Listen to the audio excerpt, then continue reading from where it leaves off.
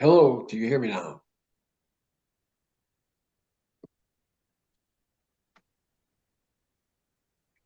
I can hear you, Mike. Yeah, we can hear you, Mike.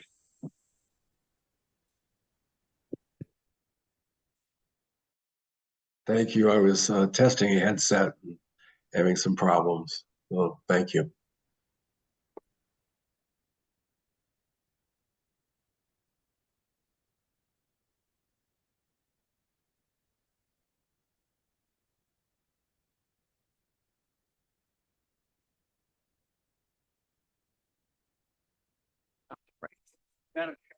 Good morning, everybody.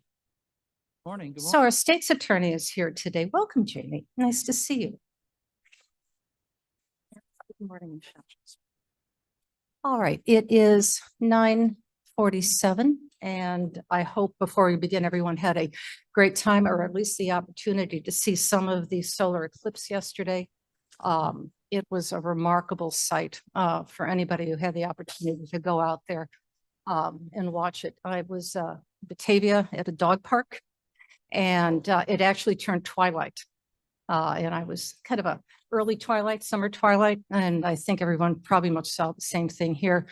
For some of you who traveled, welcome back. And I'm sure that that memory of seeing the complete eclipse would be forever burned in your heart. So next one is going to be 2044 and 20 years from now. So some of you will be able to see it. I'm hoping that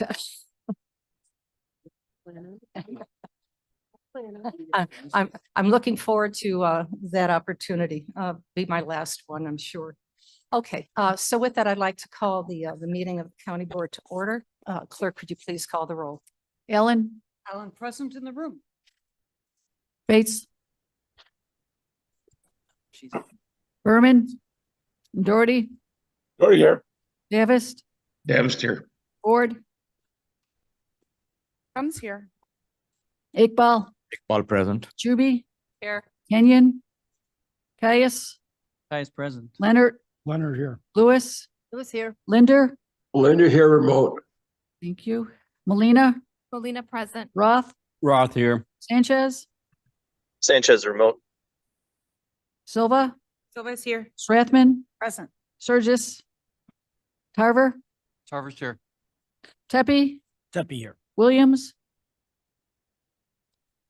Mr. Williams. Young. Here. Okay, Madam Chair, you do have a quorum. It's very good. So Mr. Williams and Ms. Bates are not here today. May I please have permission to allow Mr. Davos and Mr. Sanchez in because of work, and Mr. Doherty and Mr. Linder because of illness? Permission granted? Okay, very good. Welcome, everybody. All righty. Thank you.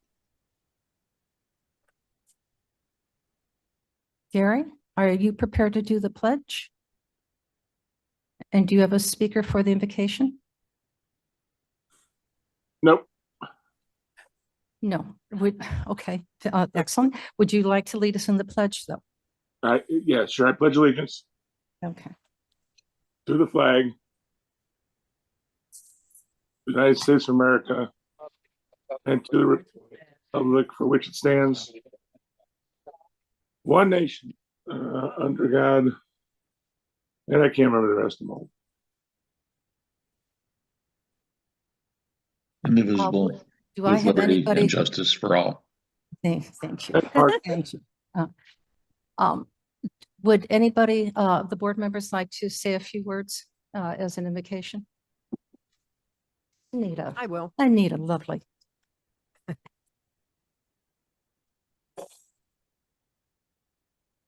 Lord, we just want to thank you for this wonderful sunny day. We want to thank you for all of us that were gathered here together. Thank you that we got here safely. And please watch over us and guide us in our thoughts and our actions this morning. Help us to be conscious and mindful of how we speak and how we act towards each other, Lord. And help us to make the very best decisions possible. I just ask this in your name. Amen. Amen. Thank you, Anita. That was lovely. Now, may I please have a motion and a second to approve the minutes of March 12th, 2024 and March 27th, 2024? Madam Chair, this is Caius. I Caius. would request unanimous consent of those 2 minutes. Thank you. Everybody approve? Yes. Okay, very good. Thank you, Mr. Karas.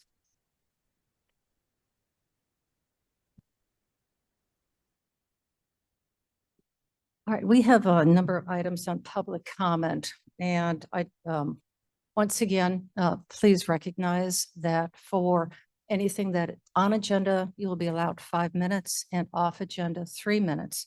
But I would like to bring something to your attention before we begin. Some of the speakers have requested to speak about a proclamation that is not on the agenda. The reason why it is not on the agenda is because that particular bill that you were looking at is actually not a bill.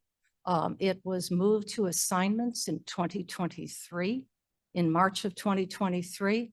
It has not been called forward. We cannot talk and vote on something that simply is not an active bill and has basically been put to sleep. So that is indeed the case. So I want to share that with you, that is the reason why this proclamation is not being brought forward for your information. And I have sent that email out to several people who contacted me over the weekend, explaining what it is. And if any of you would like to have a copy of that email, please send it to my assistant, Jane Talish, and I'll make sure that I send you a copy of that so you have complete understanding of this. So with that.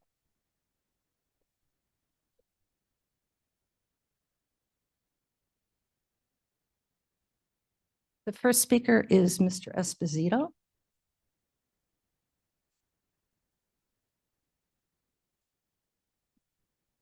Good morning, everyone. Hopefully you had a nice Easter holiday.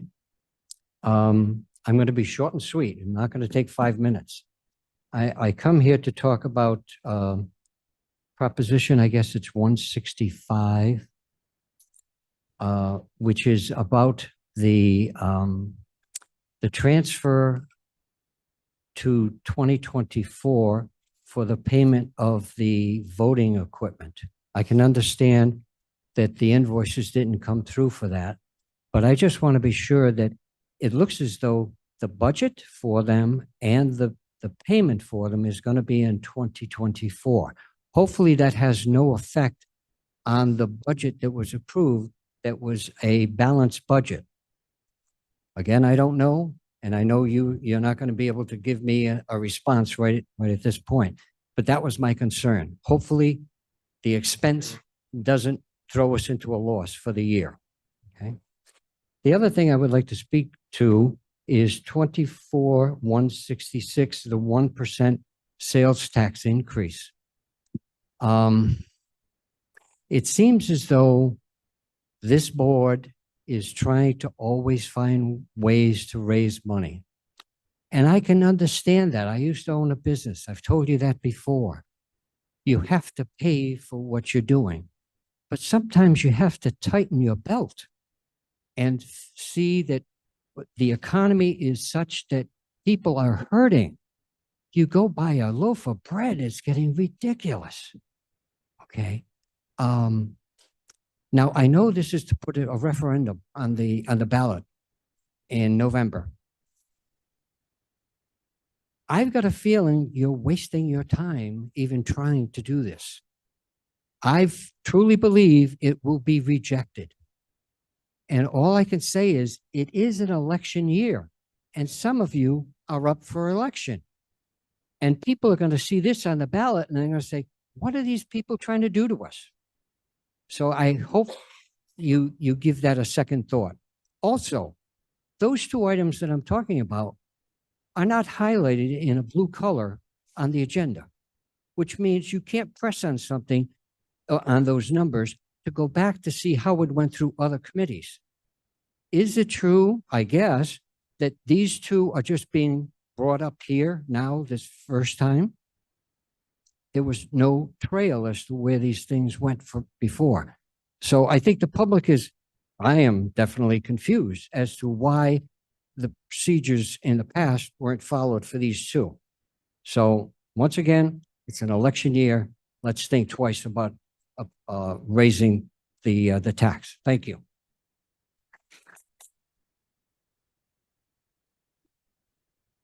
The next speaker is Steve Brieswitz. Hi, thank you for allowing me the opportunity to express my thoughts on the income or the sales tax referendum. If you look at your paycheck, anybody who gets a pay stub, you'll see that your income is far greater than the taxes you pay every week. But the taxes you pay allow you to earn that income. It may not be directly to you, but Kane County does a lot of infrastructure. I just drove through the Bliss Road roundabout yesterday, and it was fantastic compared to the mess that corner used to be. It also allows commerce to pass through that area much more efficiently. It saves businesses money and therefore earns the population more on their paycheck side of their paycheck. You can't keep cutting taxes like Kane County has by the rate of inflation for over a decade and expect to have the necessary funds to run a county that's actually growing. There's plenty we used to have a commercial that Mako put out that says, you can pay me now. And it was for automotive oil. And if you don't put oil in your car, you're going to pay them later because you're going to have an engine rebuilt. We just had a tragic accident up in Baltimore where they increased the size of the ships able to go in and out of the port. But they discussed having barriers to the bridge to protect it from a collision by a ship, which never got funded and never got done. And we've seen the result of that. It ended up costing much, much more than if they would have funded the protection needed to protect the bridge. If we look at our southern border, we can see the chaos created by underfunding the judicial and border patrol necessary to keep our border under control. We haven't changed that since 1986 significantly. And it's a problem. If you can come here and claim asylum, you can stay for a dozen years. If we had it properly funded, people would be required to enter through the more normal process and not be able to work for 10 years and form a family. There's much more that I could say about that, but this is about the sales tax. And I think this definitely needs to go on the ballot. And that's all I've got. So thank you very much for your time. Thank you. Thank you. Our next speaker is Edward Marth.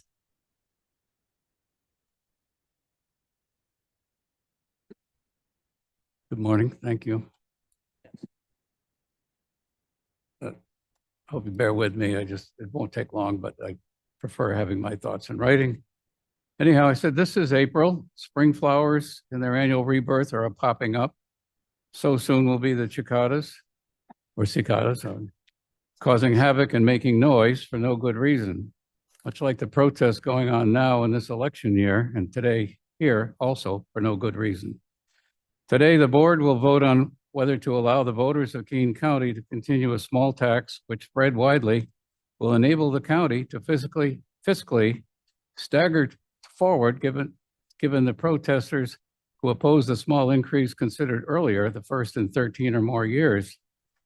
Either the noisy opposition sees the complicated operations of county government as an impenetrable mystery, or they're part of a larger mischievous movement who would have a distinct minority decide on what books should be in libraries, who should teach classes, or what town council should do, rather than entrust those duties to the ones elected by majorities to educate and operate the offices entrusted to them.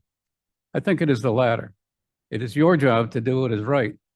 No one said that being on the board is a lifetime right rather than an electoral privilege to do what's right. County fiscal reserves are being eaten by demands to continue basic operations. The late Justice Brandeis said that taxes are part of the price of being civilized. Much earlier, the philosopher Rousseau said in The Social Contract, noted that taxes for the palaces of the kings rather than taxes for roads or bridges was a breaking of any such contract.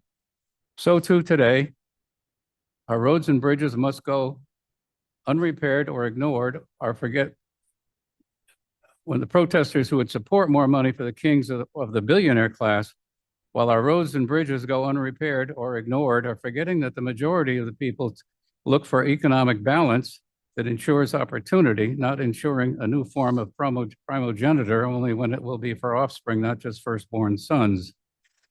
This is a chance to have the people speak. Let them. Have the question on the ballot. Tell the noisemakers to take their noise to their hollow, not hallowed, halls of the self-anointed would-be rulers of the few over the many. The issue is simple: to do what is deemed to be necessary by the county and do it well or do it poorly and accept decay and merely delay the proper reckoning of having Kane go a place to go and live or leave, as one would leave a place which tolerates abandoning better aspects of living and raising another generation. Ask the many in November and not take the catcalls of the noisy few in the meantime. Thank you.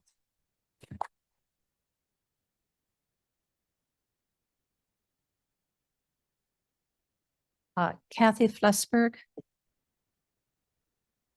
Kathy, I'm going to ask you, would you like to speak? You mentioned you're only going to allow her to speak once. So do you want to speak on agenda or off agenda? Okay, very good. I wasn't sure what this meeting was about last week when it wasn't, I mean, you talked today about the legal, the vote for the proclamation of them. But it's been on the agenda a couple of times. So that's why we think that it's going to be voted on. So now that you explained it, we'll drop it. Anyway, I'm here to talk about, good morning, everybody. My name is Kathy Fleesberg. I'm here to talk about resolutions 24, 136, 137, and 138, and a couple others. I don't understand why we're needing to fund these participant funds and operation funds for the state's attorney's office and using the SLFRF funds, which is still taxpayer money, to fund these three resolutions. I'm shocked that the county doesn't have the money to pay for the staff pay and benefits. And we're just in April. It's sort of scary to know that we need money because we're over budget already. Or if we're just pulling money out to pay extra things, I'm not sure. I'm thinking this pay was to work on the American Rescue Plan Act administration tax that was actually for the health building as far as the staff pay and benefits. The health building that didn't even get approved, which we spent over 1.5 million on. Anyway, I thought it was funny that it was for the Kane County Finance Department. But I'm confused when looking at the 24-138, where you need $43,402.06. It should be 5 cents. But for reimbursement of the finance pay, and yet you're only transferring $25,428.11. And the rest of the money is for 2025 and 26. To me, this doesn't seem the way you should be going about it. Where are those funds going to sit waiting for 25 and 26. And then you have pretty exact amounts of what you need for 25 and 26, not round amounts like 10,000 or 7,500. But it just doesn't seem the way to go about doing this. I would think that the resolution should be for $25,428.11, the money that's already been spent and needed for the staff pay and benefits. So it's really confusing to us. And, you know, I bring up every time transparency. One way that we would go away is if everything was transparent and out in the open. It just bothers me, and I've only been coming here for a few months. Anyway, I'm a little upset that the constant flow of illegals are coming into Kane County, and we see no policy change on this vote. And yet we're voting on 9 new tandem axle truck cabs and chassis, 9. Not 1, not 2, 9. The amount of money that that's going to cost the taxpayers is outrageous. I don't even know what these would be used for. And if they're replacing one, well, then we should be doing stagger purchases, not all at once like this. That's going to cost a fortune. And it just seems to me with the illegals here, we would put these purchases aside, the solar farm aside, because we know the illegals are being housed and fed. And so why aren't we talking about that? They're being dropped off every single night. We know they are. We see that they are. So why aren't we talking about policy changes for that? Because we know the taxpayer money is being used. Let's talk about it. We're okay with it, but then let's do the same for our own homeless so that they can get back up on their feet, for our vets so that they can get back on their feet. Give them what you're going to give the illegals. I mean, I know apartment buildings are being emptied. I don't know who's funding that, if that's the government or if that's us. But I just don't see some of these new purchases just seem to me that they should be put aside so that we can talk about what we really should be talking about right now. And it's what's going on, what we need. The health building was dropped, but I heard that the current health building is in disrepair. So why aren't we putting money, why aren't we talking about that? If we need to update it, put an addition onto it. Thank you.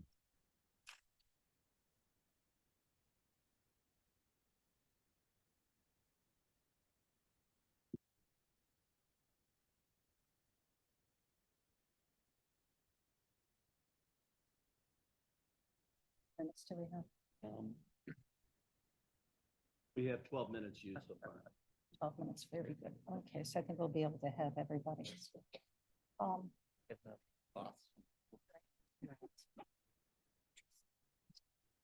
Debbie Kenarowski.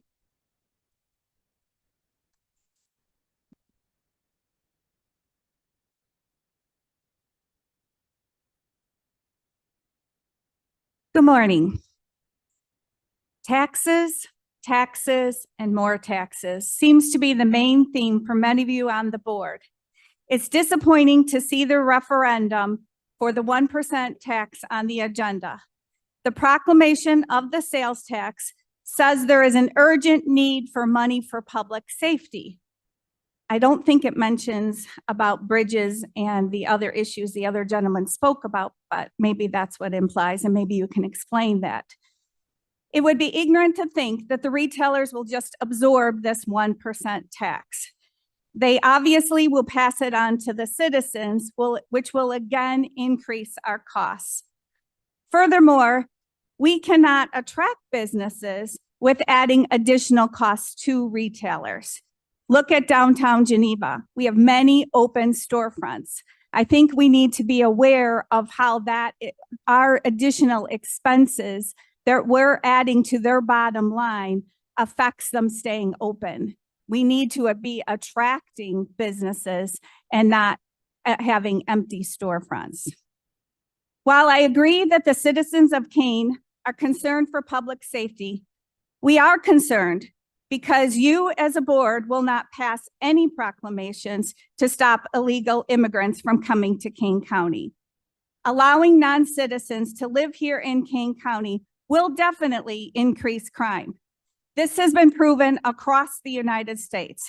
Crime is one of the many concerns that we as citizens are talking about due to the illegals coming over the border. It is important that we recognize how this crime is affecting all of the county. And then on a second issue I have is I'm questioning the emergency appropriation for the election equipment. As I recall, there is a $2 million that was granted to the Kane County Clerk from the U.S. Alliance for Election Excellence. Why is this money not being used? My understanding is it's in a bank account. That was purchased last year. Why is it now an emergency to pay for it? And finally, in case if you haven't heard, Wisconsin voters approved bans on private funding for elections by a margin of 54 to 45 in their recent primary election. Obviously, the voters understand the significance of using dark money in elections. I hope you take all of these into account when you take your vote today. Thank you.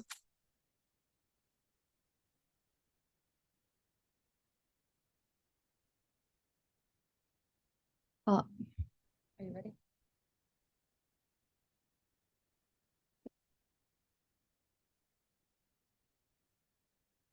Mark Schrage. Shragi. Mark, I did not say your last name correct at all. Schragi, thank you. Okay. It's Schragi, and yeah, if I was Schlager, I'd be a rich man because it's the lock, SCHLAGE. Okay, I'm here to speak about Resolution 24-165. And so I'm going to read the summary, or at least one paragraph of the summary. Kane County Board Resolution 23-335, and this is in the summary, authorized a 5-year agreement with Hart Intercivic, Austin, Texas, for the upgrade of the voting and election system, including hardware, software, and related services in an amount not to exceed $8.8 million, with $7.3 million to be paid in fiscal year 2023 from the fund line item special purpose equipment. It was originally expected that the election equipment would be received during fiscal year 2023, and thus the budget amendment increased the appropriation for the fiscal year 2023 budget. However, nearly all of the equipment was received during fiscal year 2024, and therefore the 2024 budget needs to be amended to properly reflect this transaction in fiscal year 2024. No additional cash is being requested. So, and maybe this is accounting, but my question is, how could this election equipment be certified by law in September of 2023 when most of it didn't arrive until 2024?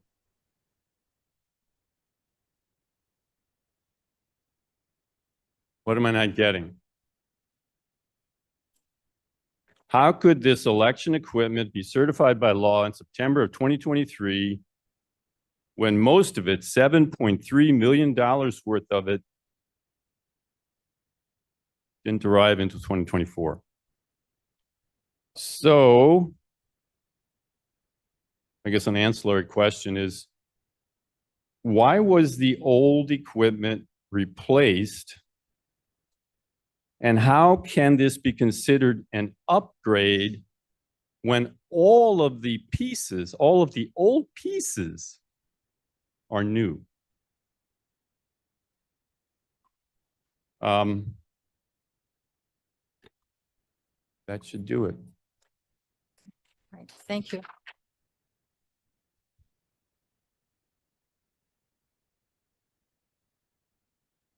The next speaker is Janine Maher. Janine, are you here? Yes, I'm here. Thank you. Janine Mayer from Melbourne. Okay, very I have good. two issues on taxes. Every time I hear people on the board say that we haven't increased your property taxes in 13 years, this is nuanced or it's just semantics. Maybe you haven't raised the percentage that you take for county taxes, but the principal amount that we're taxed on in Kane County has steadily increased over the past 10 years with inflation. A $300,000 home in Geneva is now $500,000. So I guess we could agree and say the rate hasn't increased, but the principal amount, with the increasing property values, has increased substantially. So we may be paying the same percentage, but it's on a much larger amount. If our assessed values over 10 years have gone up 60%, then our taxes have increased 60%. And I think most of us can attest to this. So we are paying more, and you, the county, are receiving substantially more. So let's be clear, every Kane County homeowner is paying the highest amount in property taxes that we ever have. And then the second tax issue is that the Kane County Board is considering initiating a county sales tax.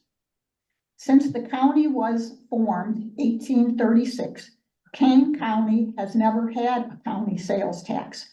Why now? We have survived recessions, we've survived depressions, and we were able to make it without a county sales tax. So just like when we manage our home budgets, we have to figure out creatively how to make it work. When we add real estate, sales tax, income tax, we are in the top 1% tax bodies in the entire country. Please don't waste our funds putting it on the ballot in November. We, the people, will vote it down. We want you, our representatives, to be better stewards of the large amount of money that we already pay. No new taxes.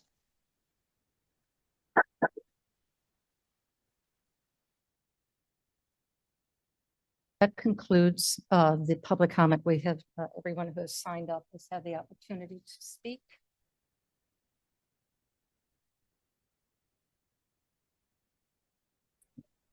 I did that. Hold on a second. Let me make sure that I have.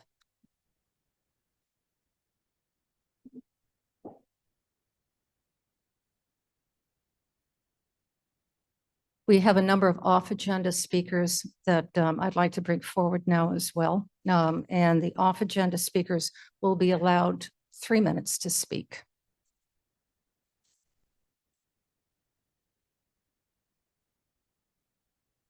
So the first one I see on the list is Kathy, Mark Avalar.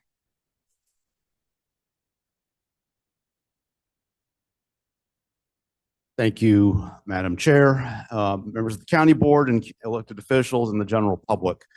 The resolution 24-166 on the sales tax.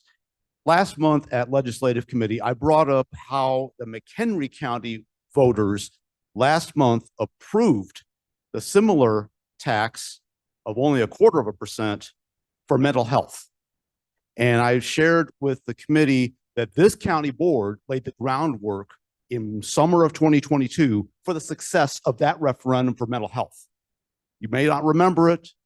We're talking about, again, the public safety and with researching the law, and I remember sharing with information at a couple of meetings.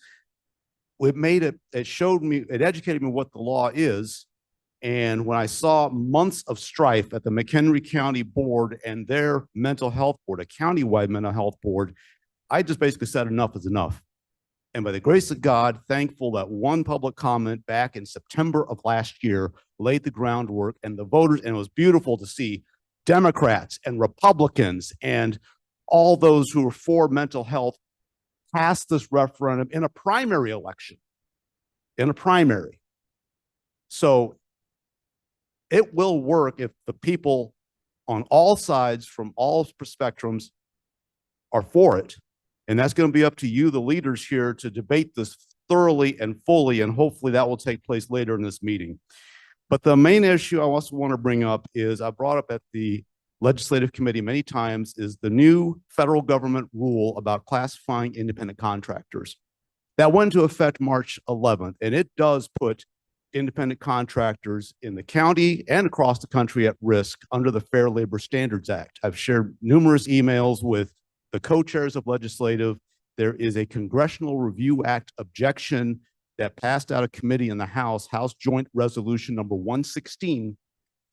And I point to something in Springfield from last week, House Bill 5345, eliminating the sub-minimum wage and all of the opposition. It's very similar to the independent contractors. People who are currently benefiting from the current system don't want to see House Bill 5345 implemented because they're seeing themselves at risk, not to mention the businesses that they work for are at risk by an unintended consequences, similar to what happened with independent contractors in California 5 years ago and just trying to spread across the country. In closing, I spoke with the state's attorney. I asked, well, when that rule was published on January the 10th, what due diligence did the county do to ensure all of your independent contractors are compliant under the new rule? And I'll look forward to following up with the state's attorney to see what the outcome was. I thank you and I yield back. Thank you, Mr. Allen.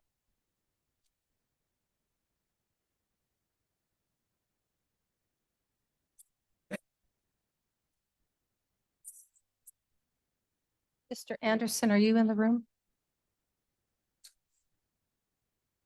Brian Anderson? I believe he's downstairs.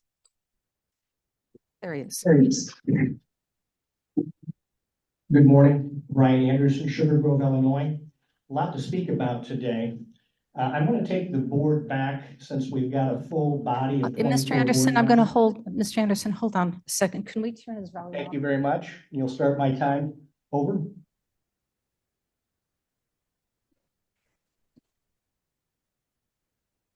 Perhaps, Mr. Anderson, bring the mic closer to your, so we can hear you. A little fuzzy up here. Yeah. That's much better. This mic? Oh, perfect. Perfect. There you go. Okay. Okay, start all over again, please. That's fine. Thank you very much. Good morning. Brian Anderson, Sugar Grove, Illinois. A lot to talk about today. Glad that the upstairs is packed with concerned citizens from both sides of the party. I'm speaking today briefly on two different topics. I'm taking everybody back to March 21st because we've got the full board here today. What started in a public service committee meeting, and I'm not going to get into the details of the proclamation, that'll be for a different day. What was stunning at the hour and 25-minute mark was when a few of the board members, and I'm not going to share their names today, you know who you are, started complaining and bloviating that we're on a blacklist. The Springfield is watching us. People are not going to like what's going on. Our lobbyists are going to be upset. Well, that caused me to do some research. And as a citizen, I didn't know that in May 11th, 2023, we signed a $500,000 contract with some lobbyists. We're paying $10,000 a month. Why? Because over the past several administrations at the executive board level, we didn't have lobbyists. Okay. So I talked to a couple board members. One board member had no idea who the lobbying group is. I do. I have their names. I did a FOIA, and I know exactly who the three lobbyists are that represent us, which is a different conversation. What I was stunned with, one of the other board members said, Brian, I'm not allowed to talk with them. That should be staggering for anybody. Even though the board is a makeup of 16 to 8, I would hope that each and every board member, just like each and every citizen in the room today, we can agree to disagree agreeably. As a board member, I ought to be able to talk to these lobbyists. It's insane. Now, let me take us back to the last special county board meeting that I just attended. And I want to applaud Cliff Surgis today for saying we need to be prudent. We need to cross and look at every single department. I also want to applaud Jared Sanchez because the referendum today, 24-166, while that's on and we'll let the people decide, I appreciate Jared's comments that maybe we ought to just do 0.5%. Now, here's what may blow some people away. Whether it's 0.5% or 1% on a retail tax is not my issue. My issue is, do each and every board member know how to manage fiscal responsibility correctly? And that is my biggest concern. I learned at the age of 24 from my original mentor. He said, Brian, Brian, never, thank you. Go ahead. Thank you very Has that much. 3 minutes reached its level? Yes, it has, sir. Well, thank you very much, Madam Chair. I'll be back to the next meetings to continue to talk about this.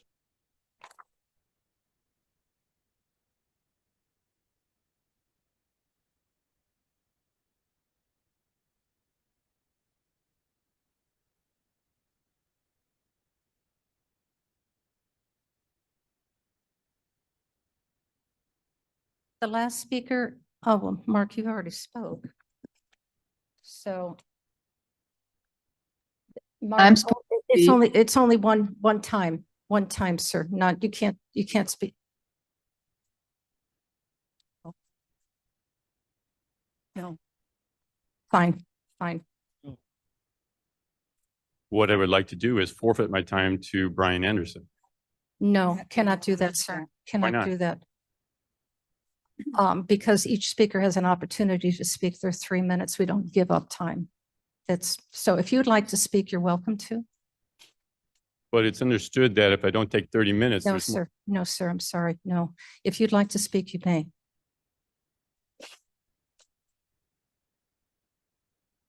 All right, maybe it's apropos. At a national and local level, elected representatives have long managed to reverse the harmonious ideal of mutual information sharing, I guess, by setting themselves up upon pedestals above their electorate. By virtue of this, individual rights and welfare are controlled by political dictate, and such dictates determine who is socially fit and who is socially unfit at any given time. In many cases, this even corresponds to decisions on who will live and who will not. Who gets to live here and who gets to not live here. To this end, there are many who seek positions of influence for the sheer sake of gaining power over others. Serving their own interests, they become manipulators of society, causing the disempowerment of the majority. The result is that instead of being rightly served, we are being reduced to servitude.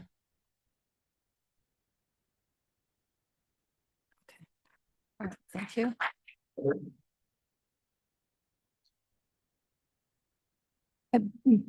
Is that Victoria Ryback who's been wanting to speak? Is she here? Yes, I'm sorry. This is my first time, so I'm sorry if I'm Oh, very good, something Victoria. wrong. So you can go ahead and speak about the 136, 137, and 138, since the first thing that you'd like to talk about is non-existent. Okay. Because it's not a That's law. fine. Okay, That's so fine. please go ahead. Are you, I just don't think, 140,000, almost 141,000, it wasn't budgeted. And why should we do this pre-arrest diversion and equity stuff? I don't agree with it. So I don't think we should spend it. I think we should use our money more wisely. And I don't know, I would like to request that, once you put the resolution and the description, that at the end of it, you should put the dollar amount. Just for transparency, because it's an awful lot of work to keep going back to all these things to find stuff out. And, I don't know what resolution 24-145 is all about, but it's $11 million, over $11 million. I mean, I just think that we should be able to spend our money more wisely. We waste a lot of money. And with illegals coming in too, we're paying for that. We're paying for all of that. And our veterans should have it first. They should get it first. Housing, healthcare, all that stuff, phones, they're getting everything for free. Why do they have to work? They don't have to work. So I think we should spend our money more wisely. And I think we should have something about some sort of rules about them coming in, because they're all over the place. And it's just a matter of time before, the crime gets up and up and up, where us citizens are, paying for it in a different way. So that's about all I have to say. So I hope you consider my thing to put the dollar amount at the end of each resolution. I think that would be very helpful for the public. So thank you for your time. And I'm sorry if I did anything wrong. This is my first time. Oh, no, Victoria. And I hope you are enjoying either Hawaii or Florida. Oh, that's just the background. All right. Thank you very much. Bye. All right. I think I see Mr. Lawson is in the room. He's been wanting to speak for some time. Welcome, Mr. Lawson. Thank you, Madam Chairman. Chris Lawson, King County Treasurer. 2 meetings ago, Madam Chair falsely insinuated that somehow I'm in favor of sanctuary status and therefore illegal immigration. That sanctuary status quote was managed by both Bruce Rauner and Chris Lawson. When someone lies about you, you have to correct the record, and that's why I'm here today. The actual facts of the situation are simple. At the meeting, Rick William proposed a resolution basically opposing illegal immigration. The board split on a tie vote, calling the chairman to merely vote. Instead, Chairman Parag refused to even take a position by not voting and now tries to cast aspersions. These are the facts of her public record. To the contrary, my public record has been clear and consistent, more than 20 years of opposition to illegal immigration in editorials in Kane County newspapers and speeches delivered in the Illinois Senate. 2 quick examples from excerpts. On November 7th of 2003, in debate that I titled, "Whose Country Is This?" on illegal immigration in the Illinois Senate, I said, I've lived in Aurora, Illinois my entire life. 35% of my neighbors are Hispanic, 25% are African American. I respect and enjoy my neighbors. Legal immigration is good, illegal immigration is not. Illegal immigration is neither compassionate nor moral for those who are exploited by trade in their misery. Until our federal government acknowledges and shoulders its responsibility at our borders, the state of Illinois should not make matters worse. Again, October 7th, 2005, I wrote an editorial titled, "Equal is as equal does." If you follow the law and I break the law, we are not equal by our actions.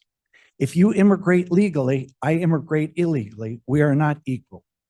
40 years ago, John F. Kennedy cautioned us that full confidence in the integrity of American law is essential. He said, "Our nation is founded on the principle that observance of the law is the eternal safeguard of liberty, and defiance of the law, in this case immigration law, is the surest road to tyranny. Americans are free, in short, to disagree with the law, but not to disobey it. For no man, however prominent and powerful, and no mob, however unruly and boisterous, is entitled to defy a court of law." These positions were staked out more than 18 years ago. It is a particularly dishonest and devious type of political behavior to refuse to vote when you have both the responsibility and authority, and then try to lie and blame someone else. Whether it's lying about my clear record, like you did 5 weeks ago, or leaking sensitive banking correspondence that damages the county as an institution's credibility, or chasing off our previous highly competent CFO by requiring a chaperone to be present when we talked, just wonder, Thank you, Mr. Lawson. Your time is up.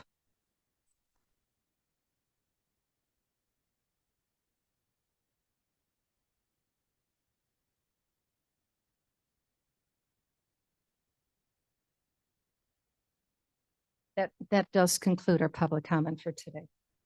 Are there more, there are more on the non-agenda items people signed up? I was one of them. I don't see your name on here. Let me. On the non-agenda, Yes, is it on the, understand. Not agenda. is there another sheet? Is there somebody, there were other people that signed up besides me? Oh, David, but it's on the front there. Katie O'Connor. Lady, Pardon? very good, the mic. Mr. Young would like to speak about a proclamation and Kim, proclamation. But the proclamation is, As a point of order, Madam Chair, a person can come up non-agenda items and talk about whatever they want to. all It right. could be, That's they very could good. talk about the Chicago Bears and they could spend their 3 minutes talking about the Chicago Bears. Okay. Minnesota Vikings. All right. So anyone can Thank come you, up. thank you, sir. Thank you. Thank you, Mr. Young. Thank you for My the name's- clarification, your desire to speak. Kim? I'm Katie O'Connor and I've signed up online. I have a confirmation number if you need to see it.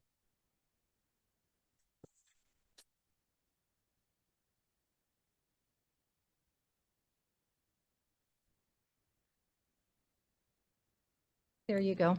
I see your name. Okay, thank you so much. Thank you very much. I appreciate everything that you do for our county.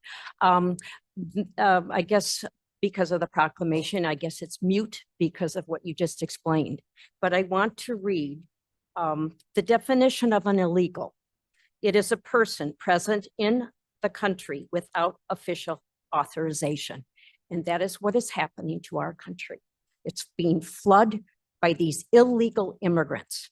4 years ago, our country was safe. It is not now safe. And I think we really need to stick with our principles. We need to be safe. And we don't need any more sanctuary agenda, period. And I really champion what Mr. Lawson said. Thank you very much. All right, very good.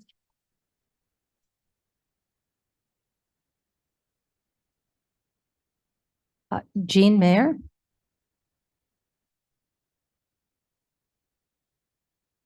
Thank you. Is this where I need to speak? We can hear you loud and clear. Okay. The mentality in Springfield to allow illegals to vote is still there and in liberal states. So voting for the proclamation, even if a few changes might be made, is going to give Springfield a message. Our founding fathers came from England knowing the horrors of having a king and having no liberties. Americans, us, we know the bounty and freedom of this one-of-a-kind constitutional republic, these United States, but no longer being taught our history and the failure and the genocides of repressive governments such as socialism, communism, Marxism, can be fooled that the open borders, subsidies to illegal aliens, voting privileges, etc., are simply kindnesses without deadly repercussions. Patrick Henry, one of the founders of this country, said, "Guard with jealous attention the public liberty." Repeated for our understanding, guard with jealous attention the public liberty. Remember Milei, Argentina's new president, who taught university economics, speaking at the World Economic Forum earlier this year, said, paraphrased, "The West is in danger with our freedoms being co-opted by those leaders who would purposely take our freedoms." This is some of you board members, and by those, most of you board members, who have been fooled to think you are doing good by instituting socialist policies. Socialism always leads to poverty, always leads to coerced taxes. If we are to merge successfully into a new world order, we don't want to, the new world order being a global government in which the United States is no longer sovereign and instead is taking orders from a global government entity, our socioeconomic status must be the same as other countries. The United States socioeconomic status must be brought down to China's and Mexico's dirt poor, repressed status. This leveling of our economy is happening right now in many ways, one of which is open borders, and giving illegal aliens the privileges of welfare, including housing, school systems, food, healthcare, all at the taxpayer's expense. Giving them driver's license, jobs, has many destructive consequences. Giving a non-citizen the right to vote means we have given up our government. As a famous founder, Andrew Jackson, said, "The people are the government, administering it by their agents. They are the government, the sovereign power." No more Republicans and Democrats voting along party lines. Step over the line into America First mentality and defend our country. Be patriotic. Discuss and vote for the proclamation opposing non-citizen voting. Force this topic onto the agenda. Thank you.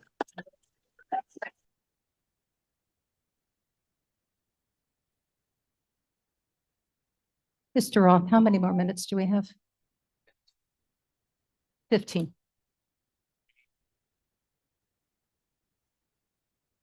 All right. I believe, Mr. Young?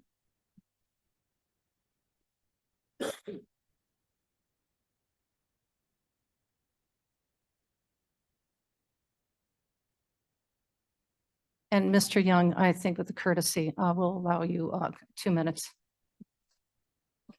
2 minutes. Best. Okay, thank you, David Young. That proclamation that everyone's talking about, I wanted to read it. Whereas pursuant to applicable Illinois state law, only legal citizens possess the right to vote in elections for members of the Kane County Board, school board members, and other elected positions within Kane County, Illinois. And whereas it is unlawful under federal law, as well as Illinois state law, for non-citizens to participate as voters in federal elections, midterm elections, consolidated elections, primary elections, special elections, school board elections, and any other elections conducted within the jurisdiction of Kane County. And whereas all individuals who are not United States citizens and attempt to cast a vote in any election within Kane County may be subject to prosecution, and any individuals found to be registering non-citizens to vote may also be deemed complicit in voter fraud and subject to legal penalties. And whereas Illinois State Senator Selena Villanueva, representing District 12, has proposed legislation, Senate Bill 1345, which was filed in the Illinois State Senate and would permit non-citizens of the United States to register and vote in school board elections, a move that diverges from the longstanding requirement of U.S. citizenship for voter eligibility. And whereas the Illinois State Board of Elections explicitly lists United States citizenship as a primary criterion for voter eligibility in the state of Illinois, underscoring the importance of this requirement for maintaining the integrity of the electoral process. Now, therefore, be it proclaimed, the Kane County Board hereby expresses its strong opposition to the participation of non-citizens in the electoral process, including but not limited to elections for the Kane County Board, school boards, and other government entities. This was passed 4-3 at the Public Service Committee. It should have been on this agenda for us to discuss. Thank you.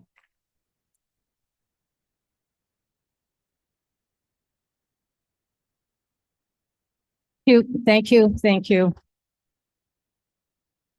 That concludes our public comment for today. The people who will be speaking on the zoning petitions will be given ample opportunity to do so when we address that. And Mr. Meyer, I'm adding your name to the zoning petitions, just so you know.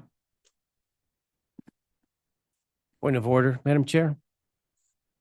Who's that? Oh, Point of order. Yes. I have a point of order question as well as a parliamentary question. And as I just mentioned, this proclamation that I just read passed the committee in the public service 4-3. And traditionally, anything that passes a committee is taken on exec, or it's automatically put on to the Kane County Board agenda. And this is missing on the agenda. And I'd like to know the reason why.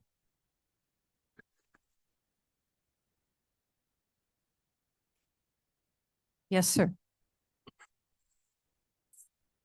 So, SAO Frank, it's the complete authority of the chairwoman to place things on the agenda. County board members have an opportunity under new business to motion it and put it on for next month. In this case, as far as the substance of the choice, I'll leave it to Madam Chair, but that's the legal as it relates to who has authority on what. All right, so that answers your question, sir. All right,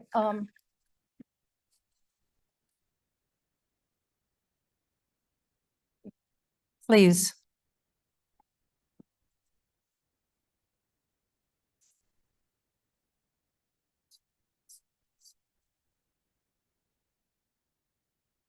Give me just a second. I was trying to make sure all of our speakers were in order.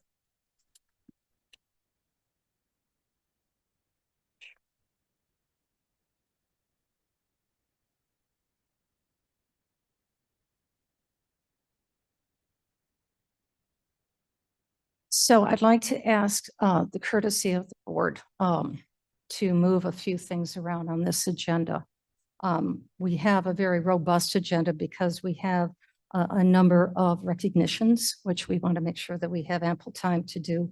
We also have a number of zoning petitions that are on as well that we'll be having some time to speak about. We also have a couple of items that I'd like to call your attention to when we go to the consent agenda. One of them, I think Mr. Sturgis is introduced with his party and that he will be discussing momentarily. We also have the item regarding the resolution 24-166. So the first thing I'd like to ask is I'd like to have that moved to a special meeting.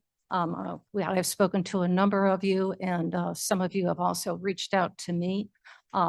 This requires a thorough understanding and a conversation, and I'd like to have everybody have ample time to be able to ask any questions that you feel appropriate and make sure that you receive all the information that you need to make a good decision on passing this. So I'd like your permission granted. I don't have a specific date yet in April, but we will schedule one at everybody's convenience so we can have a special county board meeting to discuss this issue. Madam Chair. Yeah. Yes. sir. Nikias. I'm just wondering, would it be more prudent to refer it to finance to have a discussion at that point and bring it through the committee process as opposed to a special meeting? Well, it was brought through finance and that's where it was introduced. We can, There was no resolution or point of order. I don't. There believe was we no passed- resolution no, We passed didn't at that discuss a point. specific resolution. This is a specific resolution. specific resolution. Are That we can going to, certainly- I'm sorry, are we going to discuss this now? Are we dealing with this or we didn't? I would like to just move it off of this agenda and with your request, then we can just go ahead and move it to finance, which would be fine. But nonetheless, I want to make would- sure that you provide. I would request that we adequate move to information. finance. Is that a motion then? Yes. Yes. Is there a second on that? Mr. Tarver, thank you. I believe we can do, Voice. You could do a voice vote. let's just do a voice vote. I Oh, request, yes, I yes, request a Mr. roll call vote, please. Call vote. Alrighty. This. So if we have a roll call vote, now we have discussion of, if there is any discussion on moving this to finance. I see no discussion, no one online with no discussion. Call the vote, please. Okay. Ellen, Alan, aye. Bates, you here? No. Berman? Doherty? Doherty here. Davis? Davis, yes. Okay, Ford? Ford, yes. Gums? Gums, yes. Iqbal? Iqbal, yes. Juby? Yeah. Kenyon? Caius? Yes, yes. Leonard? Leonard, yes. Lewis? Lewis, yes. Linder? Linder, yes. Molina? Molina, yes. Roth? Roth, yes. Sanchez? Sanchez, yes. Silva? Yes. Strathman? Yes. Sturgis? Tarver? Tarver, yes. Tepe? Tuppy, yes. Williams?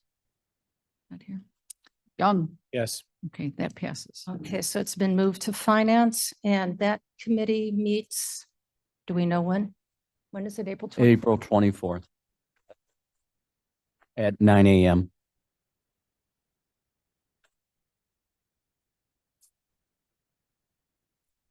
Before we move off of that topic, if you have any specific questions, because we've already sent you some information, please review it. If you have any other specific questions, please address those to Kathy Hopkinson so she can answer those. I'd like to make sure that any response is given to all of you so that you're all on the same page. I think that's only appropriate and fair.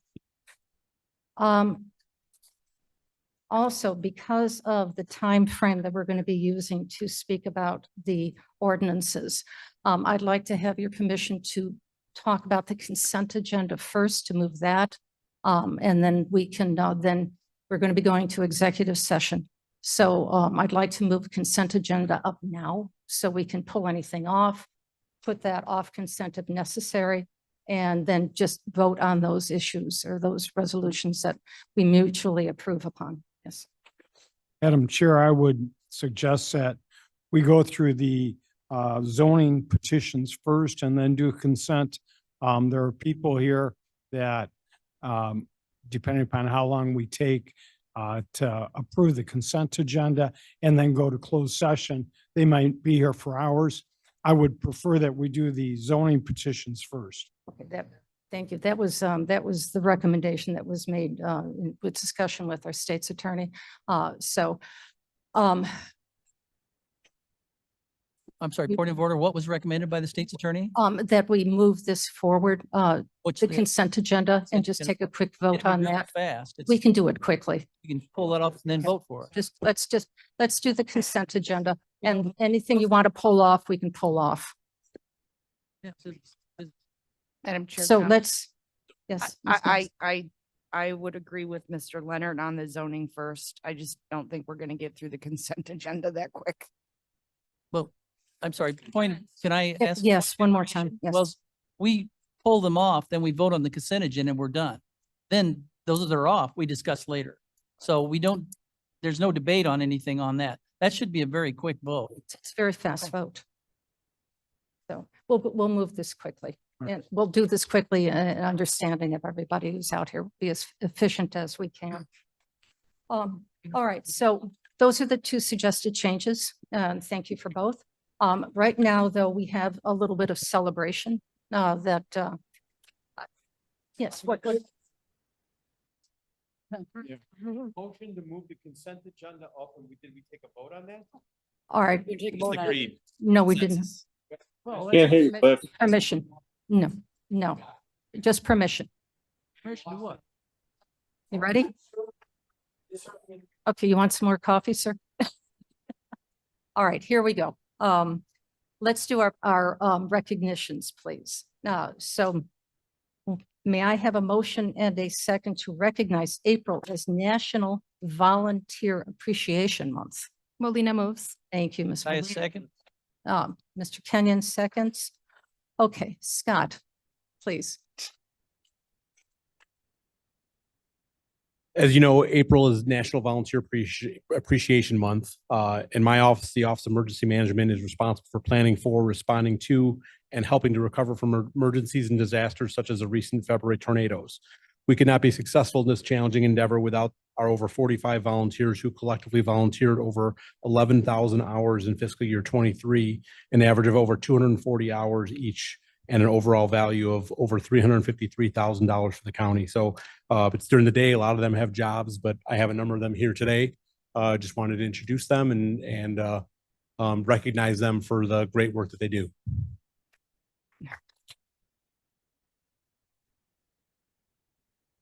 Standard.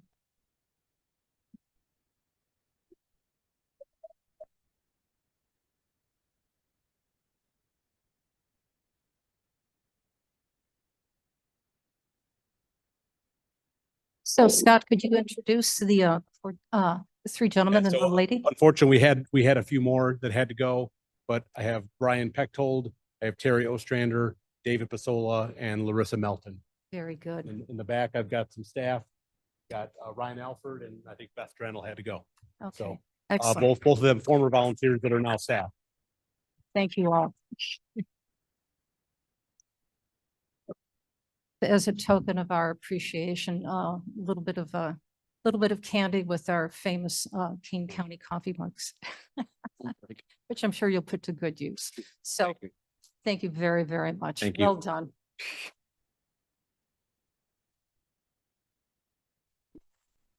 So did we take a vote on that resolution yet? We did not. So So let's get the vote. okay. We just Ellen, do voice vote? Can we do a voice? You want Voice to vote? Voice vote. All in favor? Aye. Okay, very good.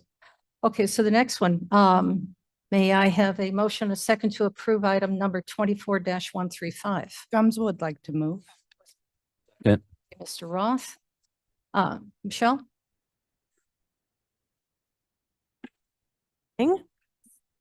On October 9th, 1991, the House of Representatives designated that each year, the second full week of April would be dedicated to the men and women who serve as public safety telecommunicators.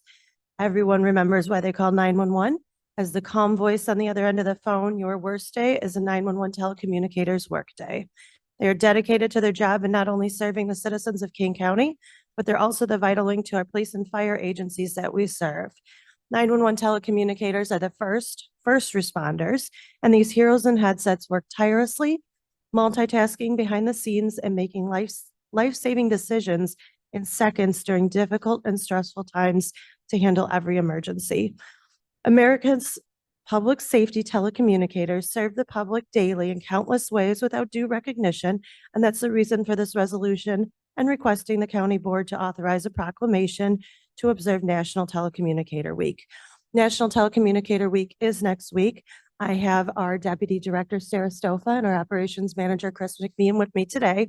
You are all always welcome to come in and see our team, our staff. It's very difficult for our 911 telecommunicators to be here today, but you are welcome at any time, not just next week, to say thank you. And I would also like to acknowledge other centers in King County. We have Tricom Central Dispatch, Quadcom Dispatch, Aurora and Elgin as well. So we will all be celebrating next week.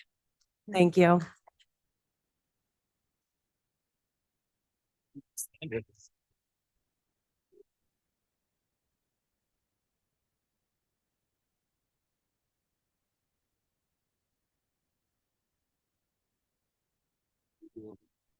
I would like to say one thing about our. Can we do a telecommu- voice Oh, vote yes. first, please?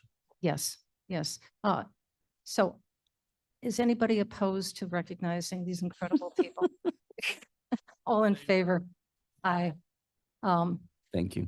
Michelle, what you just said, the worst day in one's life is their workday. I think we all perhaps had one of those days that we called seeking help, support, whether it was an accident that you may have been in or have seen. In my case, the death of a loved one, and how efficient and how calm and how peaceful they are, even in the case of hysteria, which was in my case. So the training and the calm and the patience and understanding that your staff has is commendable. And the unending gratitude for what you have done with this department. Thank you. Oh, thank you very much. I would like to recognize, I didn't bring it up if Sarah and Chris are still here. You know, it's very difficult when you have a neighboring center that's going through a challenge, right? Police have support and fire have support. And our neighbors in DeKalb County had a great loss last week with their deputy, and their dispatchers were obviously very upset. And Sarah and Chris both helped the entire week out at DeKalb, which is a very challenging thing to do. We all use different equipment. We have different CAD systems. We have different phone systems. It's very challenging to jump in and learn that so quickly. And they spent, I don't even know how many hours out there supporting their team. So we are one big family, and we jump in where we can, and it's a challenging role. So thank you to them as well. Thank you.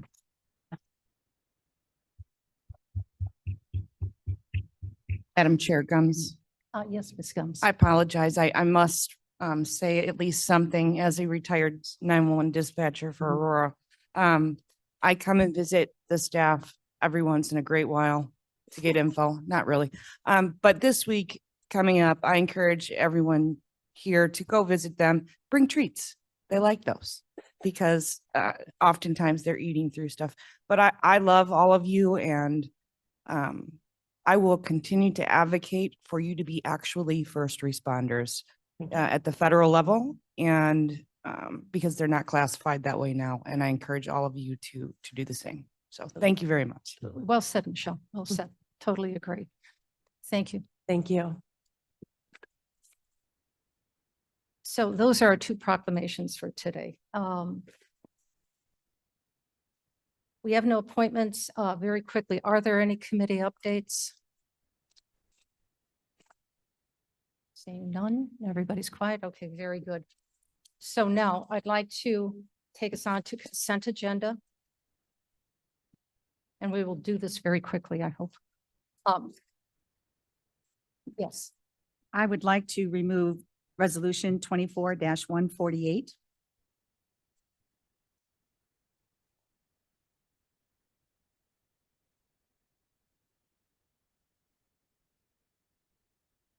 -148. Anybody on this side? Yes, yes, sir. Madam Chair, Surges, I move to refer resolution 24-151 as well as 24-152 back to the Human Services Committee on May 15th, 2024.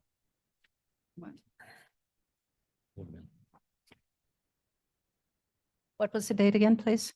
May 15th, 2024. Unless I screwed that up, but I think that's the right date. Cliff, question. So Yes. 24, 151 and 152, you're moving back? Yes.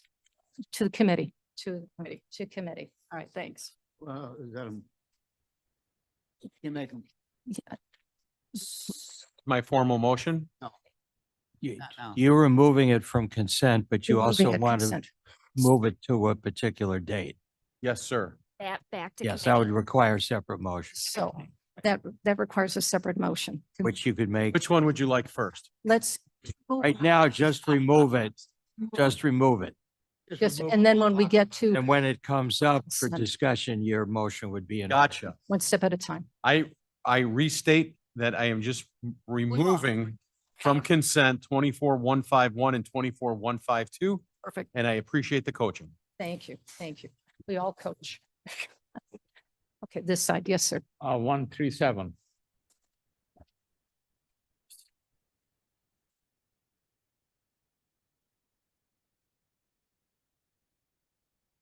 Paul, do you have anything else? Is there another one? Yes. That was it. Mr. Tarver.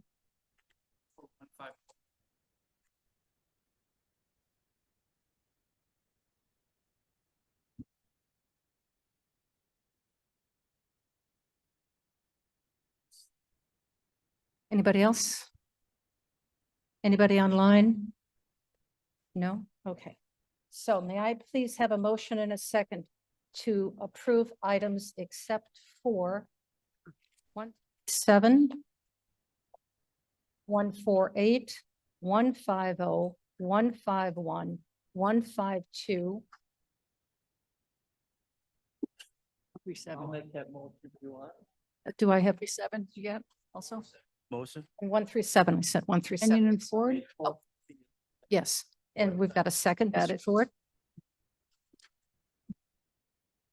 So with that, clerk, please call the roll. Allen.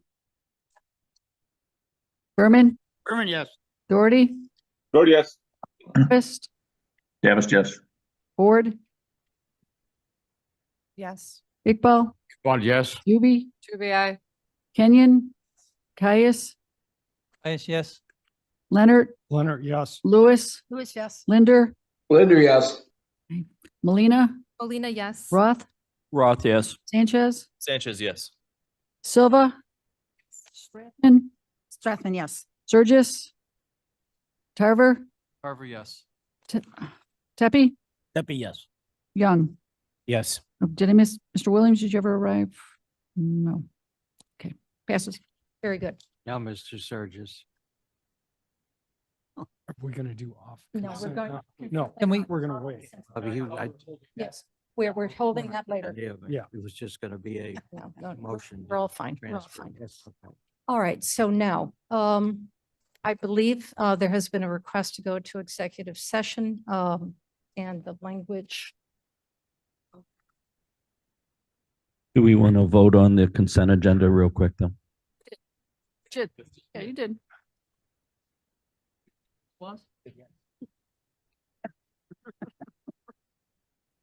Pay attention, Bill. Pay attention. What we're going to an executive for? The language to go into exec.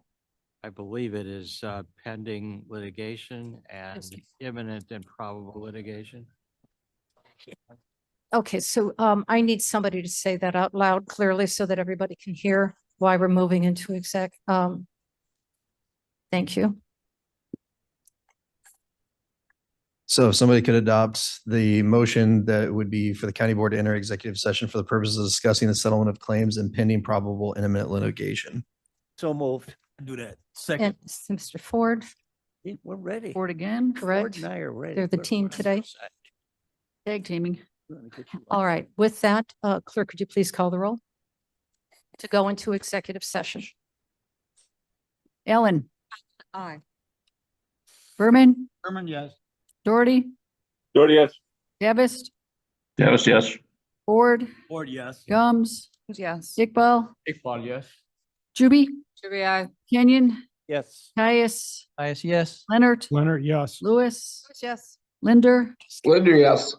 Lena, Molina, yes. Roth, Roth, yes. Sanchez, Says yes. Silva, Melted down. Strathman, Strathman, yes. Sturgis, Lack of. Barber, Tepe. Williams is not here. Young Yes. passes. Okay, very good. Ladies and gentlemen, we're going into closed session. I'll ask you to leave. Please take all of your belongings with you.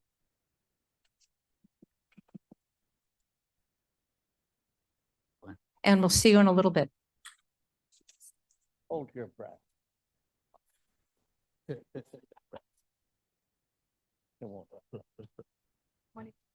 We have somebody, I think, left their jacket. It was actually. Oh, you never saw that? No. Then they could record what we're saying. Jamie, people were the other night, like, is that real? Like, yeah, you can touch it. You can't. touch it, but you can- Secretly taping. All of this. All right, everybody online that will be joining us in the closed session, please accept the invites. Even if you are in the room, you must accept the invite. Yes. It's wonderful. It's the emerging elephant.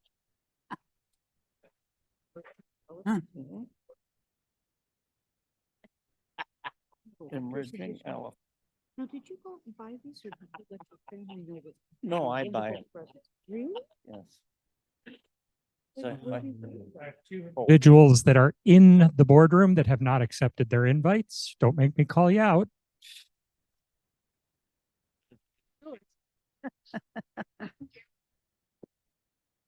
Yeah, he was fixing his mustache. I think it looks good, man. My mustache fell, actually. I was looking for it on the ground. All right, is there anybody hearing my voice that feels they should be in the closed session? Amelia.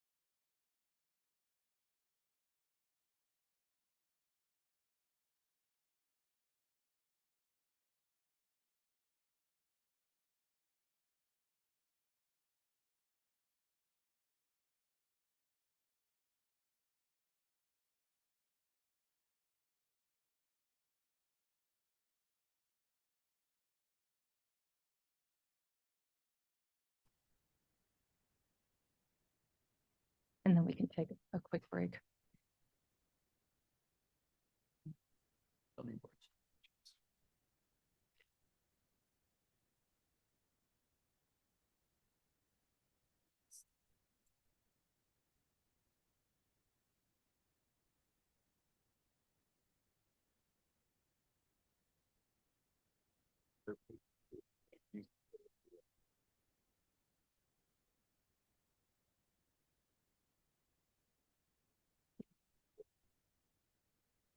I know. Doesn't make it clear. $400 a month for the first year. Yes. Yes, you are in open session. Ladies and gentlemen, we're back in open session.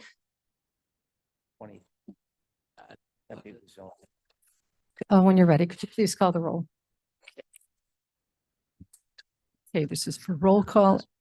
Ellen, Alan present? Bates, Berman, Berman's here. Doherty, Doherty. Davis, Davis here.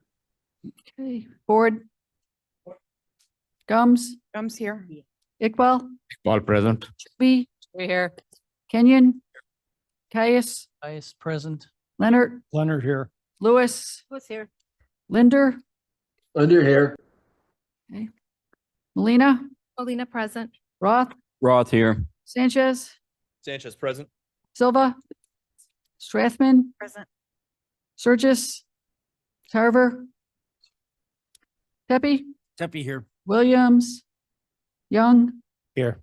and Madam Chair. All right, very good. You have a quorum. All right, so we're going to begin going back and talking about our petitions. Thank you, everybody, for your patience. Welcome back. So may I have a motion and a second to discuss TMP 23-1147, petition number 4616. Leonard moves. Mr. Leonard, One second. Mr. Caius, thank you very much. All right, we have a number of speakers who'd like to speak on this, both in opposition and in support of. Each one group will be given 15 minutes to use at your discretion.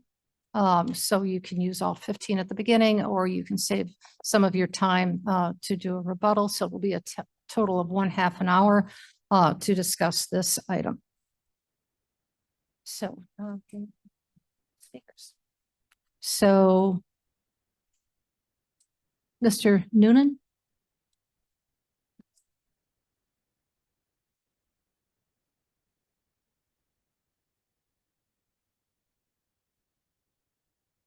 Good morning, Madam Chair and members of the board. My name is Mike Noonan with Foley and Lardner, 321 North Clark Street, Suite 3000 in Chicago, Illinois. And I represent the petitioner, Kane Solar 02 and Horizon Solar Power regarding this petition number 4616, special use application for a solar facility in the F Farming District. As you know, this petition was filed back in August of 2023 and has gone through several ZBA hearings and discussions in front of this board. We appreciate that the board passed the motion to reconsider this matter at its February 27th meeting so that we could continue to work on a compromise. In the time since, we have endeavored to work with our neighbors to find a solution. I have attended a virtual meeting with Tate Lundgren, attorney for 3 neighbors in the vicinity of the project, and along with co-counsel, I attended a virtual meeting hosted by State's Attorney's Office in connection with this and other related matters last week. Unfortunately, one or more of Mr. Lundgren's clients did not consent to his presence at the meeting, so he was unable to attend, and that discussion primarily focused on the other matters.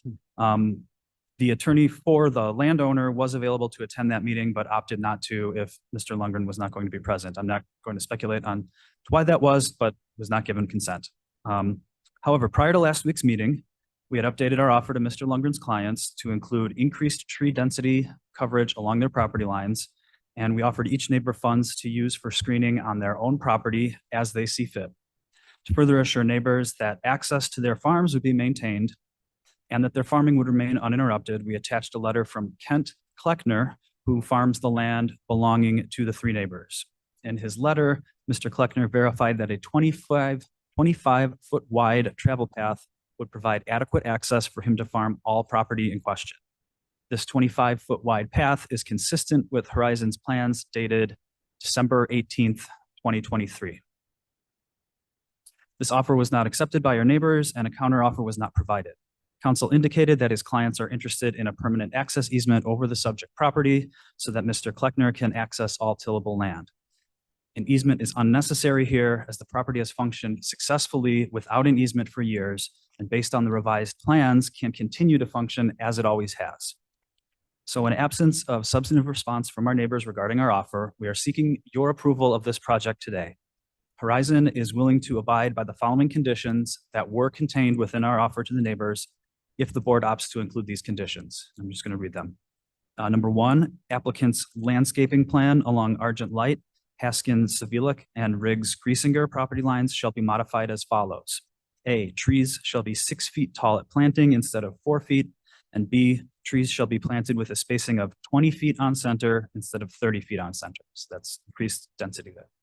Number two, applicant shall maintain a 25-foot wide clear access from the Alexander Johnson property entrance on Illinois Route 38 to the northeast corner of the Haskin Sevilic property as currently designated on the applicant's site plan. And number three, applicant shall maintain a minimum ground clearance of 20 feet for any overhead power or communication lines installed. We believe that this compromise motion is the best way to address the concerns raised by our neighbors. If the board denies this petition, Horizon will be reviewing legal action in light of the failure of the county to reach a final decision within 30 days following the closure of the public hearing, which constitutes a violation of 55 ILCS 5/5-12020C.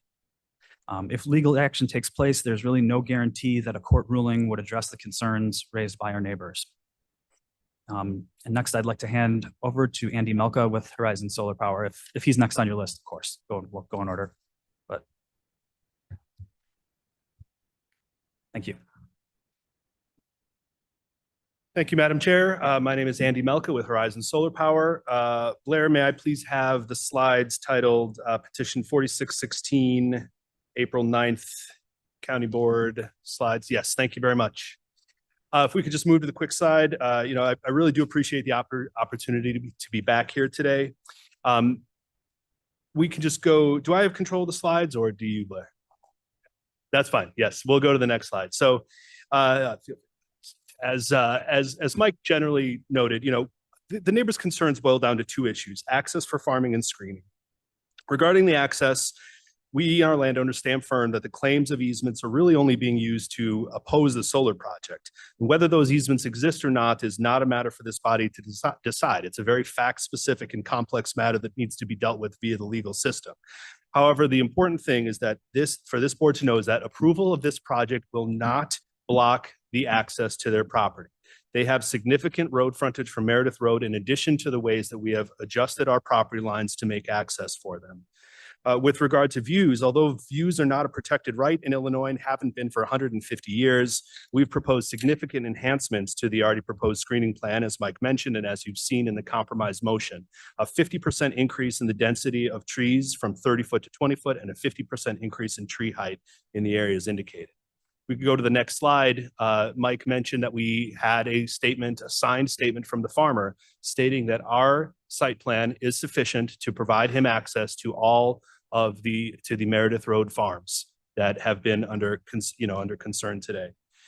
If we go to the next slide, please. I just wanted to give a little diagram on screening so that everybody was clear where we're proposing to enhance the screening.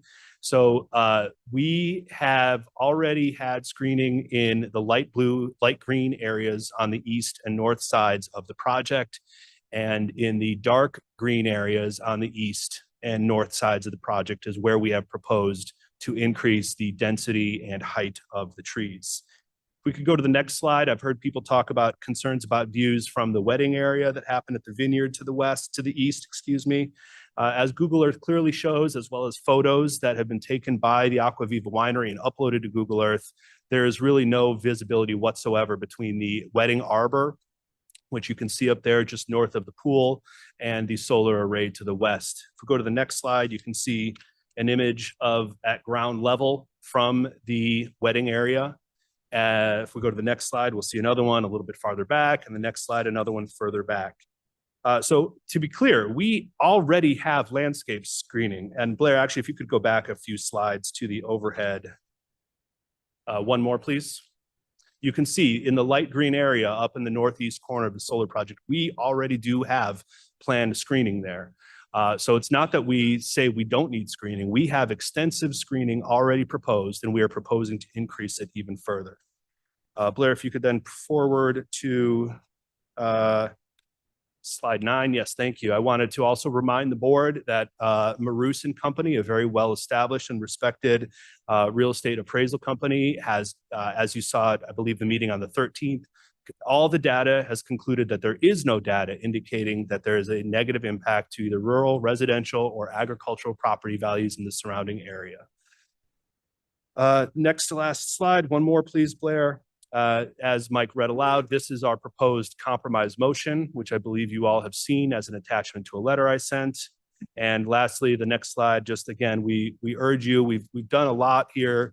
We've been before you several times. I think that we've more than adequately addressed the concerns and tried to make meetings with the neighbors work. It just hasn't. So we humbly request your approval on this project. Now, if it's acceptable, Madam Chair, I'd like to invite the landowner, Blair Alexander, for a few words. Absolutely. Thank you. Hi, I'm Blair Alexander, the co-owner, along with my husband, of the property in question. You've heard persuasive arguments for why this is a good project. It is a good project, but I just want to add my plea that it is also deeply meaningful to us personally for what we believe the future holds for us. Holds for the planet. So I just beg from the bottom of my heart that you approve it. Thank you. Thank you. Thank you, Blair. Madam Chair, we'll reserve the rest of our time for rebuttal. Thank you very much. You'll have 6 minutes.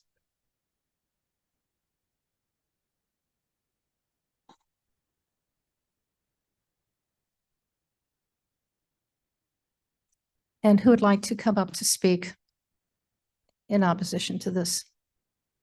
My name is Tate Lundgren. I'm from Foster and Buick out in Sycamore, but I am a resident of Elburn, 816 Carolyn Court in Elburn. I'm going to be very brief and respond to a couple of things that council said, because I really think it's most important that you hear from my clients. You've heard today that they've tried to make concessions to allow for this farming access. The bottom line is that they don't own the property, and therefore they don't have the legal authority to give their permission for my clients to traverse across that property for purposes of accessing their tillable farmland. To the extent that they were able to get that permission from the landowner, it would only conceivably last for the duration of the lease. Our clients aren't of the opinion that they need this access. They are of the opinion that they hold the legal right to this access by virtue of their prescriptive use of this easement over the last 20 years, and with regard to the prior use of the property. That issue is now the subject of 2 lawsuits that have been filed in the circuit court, and I would respectfully suggest that that's not something that this body needs to resolve, nor can it. So we would like this board to focus on the facts. This matter has been, as council said, run through the zoning commission on multiple occasions. The current status is that it is unanimously recommended that it not be approved. We believe that the current site plan, which has been revised many, many times, still does not comply with the state statute or the county ordinance.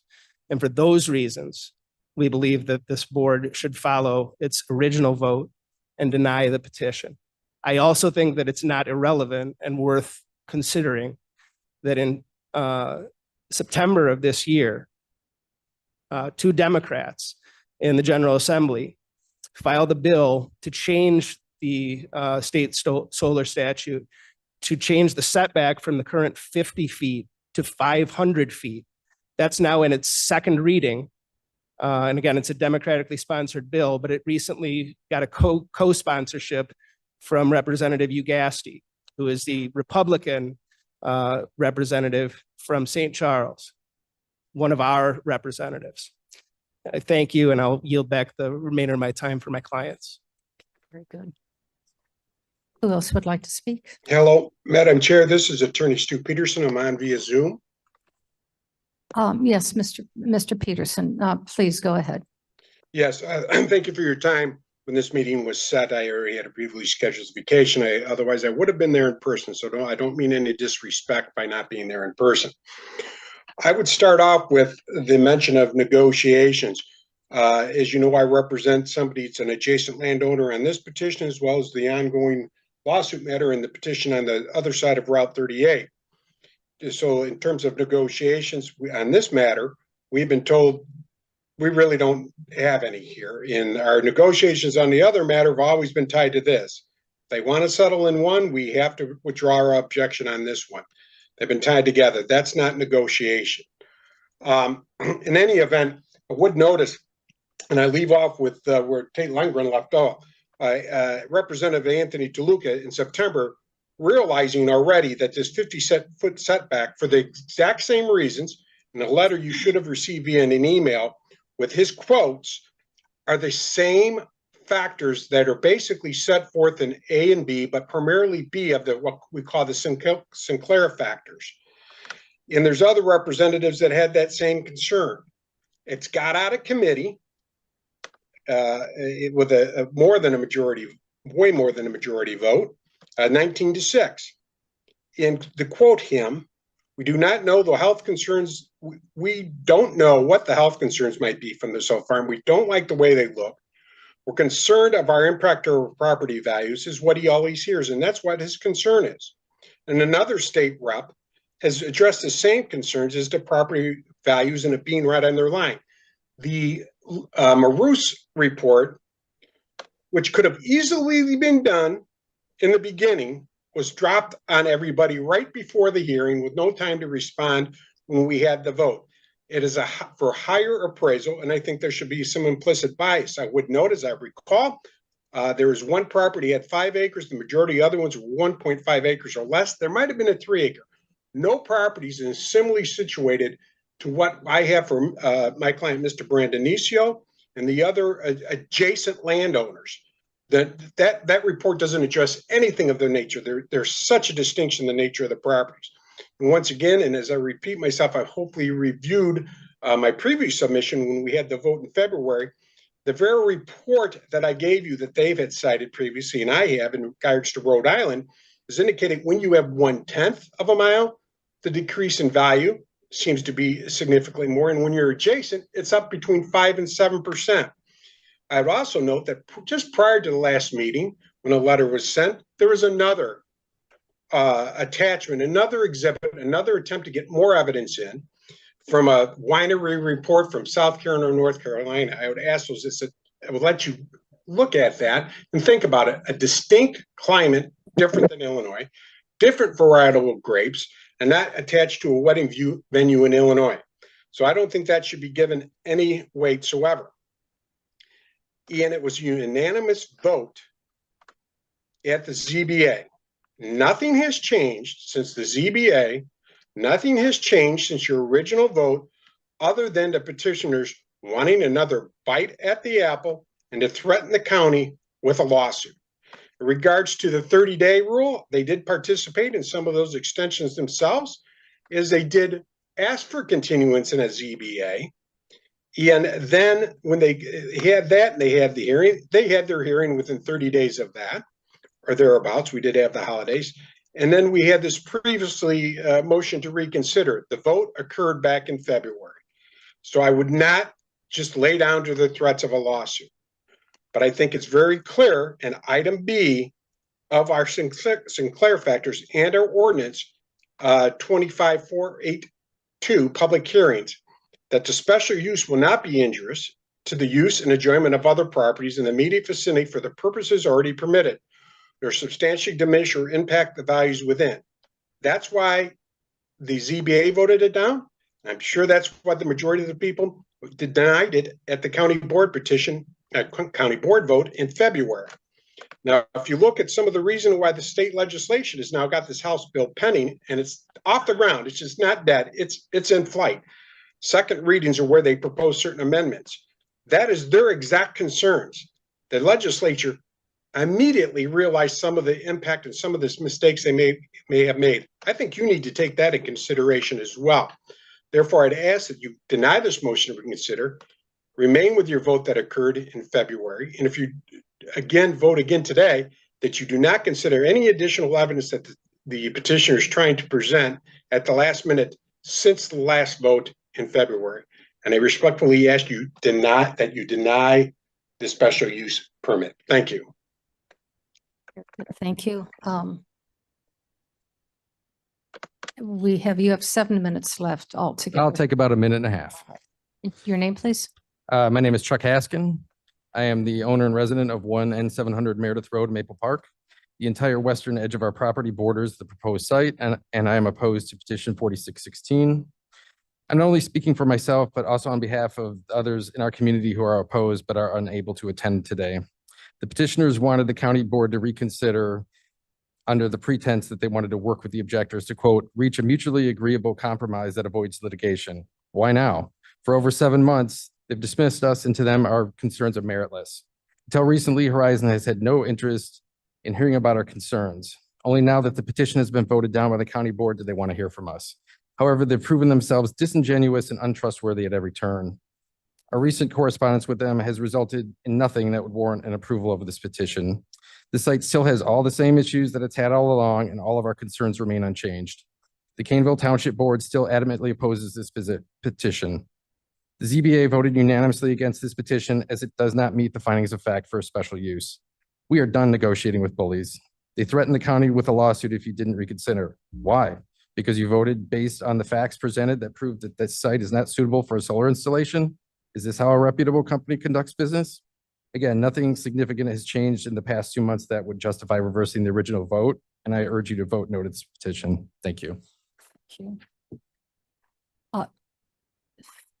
Yes, ma'am. Hello, my name is Carrie Savilic. I live on Meredith Road, and the entire western edge of my residence borders the proposed solar facility. And I am here again to speak on behalf of the surrounding residents in opposition to 4616. I applaud the board for passing 4622 at the March meeting. That's how it should be done. The same solar company that brought forth the position worked with the residents, had specialists come speak, and they addressed their concerns. None of this has happened with 4616. Let me be clear, the petitioners are not just Horizon Solar. They are Horizon Solar and the landowners, Alexander Johnson, the main petitioners, who as of today, who has still refused to provide legal statement in the courts for our easement litigation. And it's been 2 months. It doesn't matter if Horizon left space or what the farmer says. While negotiating with Attorney Noonan in the past month, we asked multiple times that the landowner be involved in the discussion, and they never did. Look at their actions, not their words. During the negotiation, Horizon presented a plan with minimal changes. This does nothing to address the families of the Pine Tree subdivision. There are many other residents that I'm speaking on behalf of. They only talk to 3 or 4 residents, but there are dozens more. All the people on staff for Horizon Solar that you've passed petitions for are the people that are here today. Instead of Horizon hiring specialists to come and address this, agricultural specialists, they hired an additional attorney and a lobbyist. This is how they chose to work with the neighbors. They keep reiterating that they want to find a compromise with us. But why did the Maple Park residents have to compromise on the rights that are granted to us in the Kane County ordinance? We weren't surprised at their way of working with us. We have come to all the meetings and provided you with multiple things. The unanimous zoning board did it right the second time, and they voted unanimously that this should not be passed. I urge you to not pass this petition. Nothing has changed. All right. Name, please.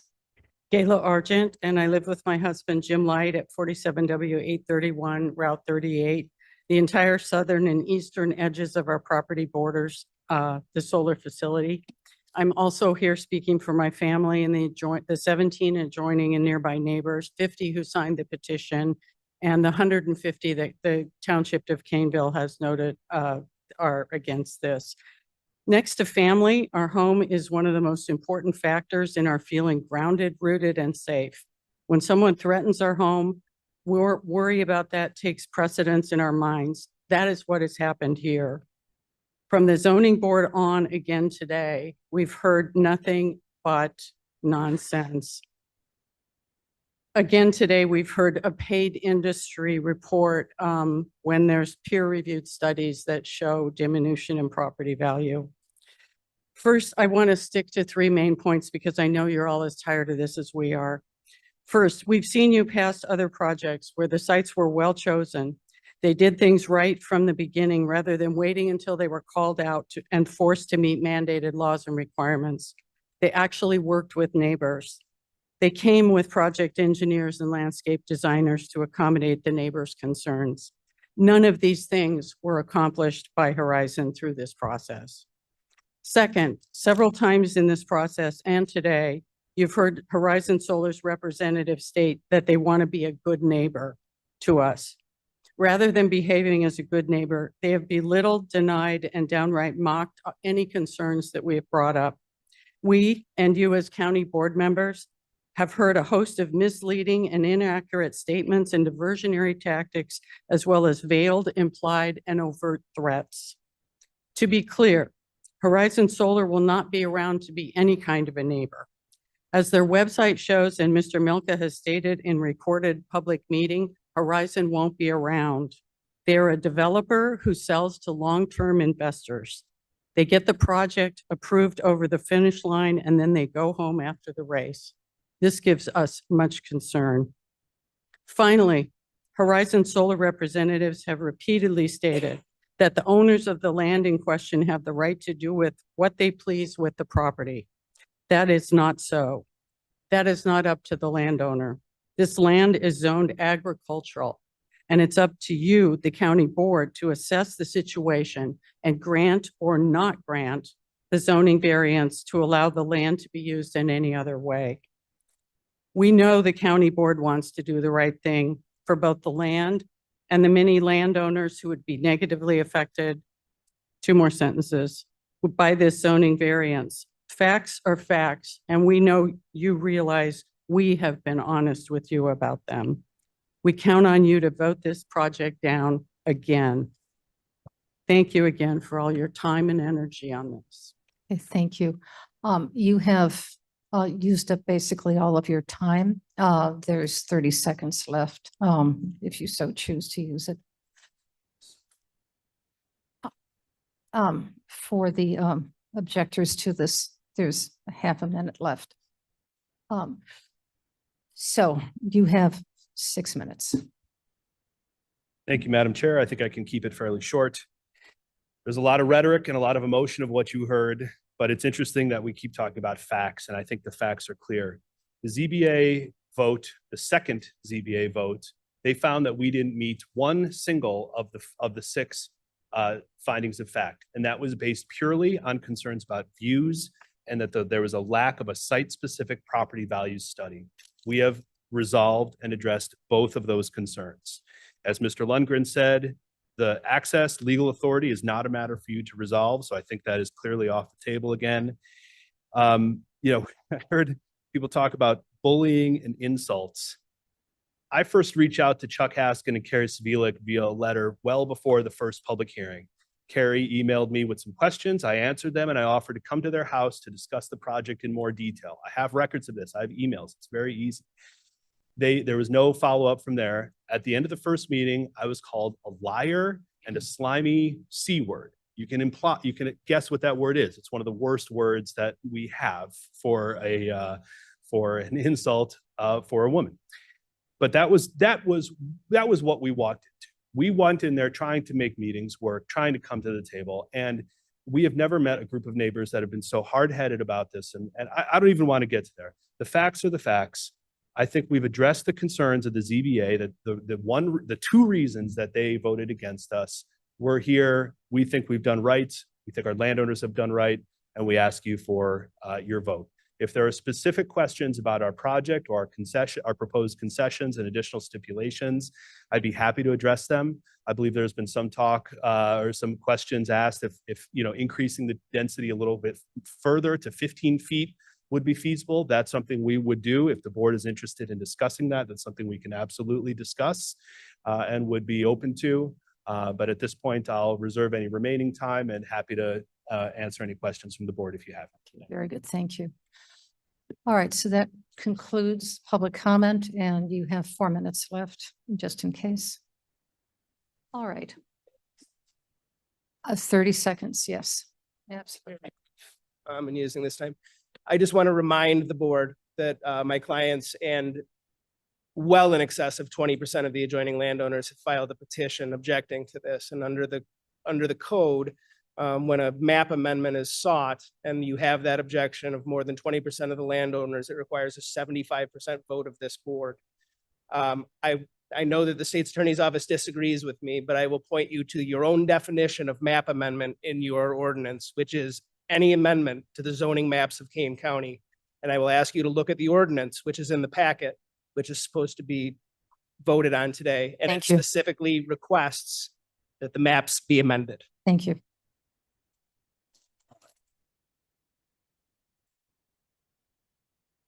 All right, ladies and gentlemen, discussion. Madam Chair Ford, Mr. Ford. I have several questions. One of them is when these solar panels are tilted upright, what is the height of the solar panels?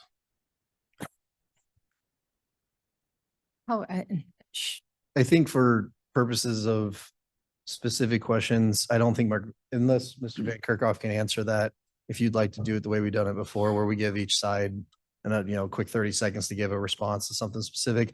Otherwise, questions, I would prefer Mark Van Kerkhoff address them. So if Mr. Van Kerkhoff, if this is something he knows he can answer. I think. All right, so it sounds like he does not. So if with your indulgences, I'm okay with both sides having an opportunity to respond. Okay, so everyone, an answer 30 seconds. So Representative Horizon. Yes. Member Ford, good question. It's approximately 8 to 10 feet, depending on the topography. Okay. So that's, you have approximately a 6 to 7 foot panel mounted about 5 or 6 feet above the ground, halfway up. And it's at a tilt, so you don't get, it's not like it's fully pointing up. So it's like maximum about 8 to 10 feet at the most. Okay, do you have a further comment? Please, you've got to come to the microphone. Their own plan says 15 feet. So I guess I would defer to that rather than the 8 to 10 that was just stated before the board. Okay, thank you. Mr. Ford. All right, then can we get the site plan back up?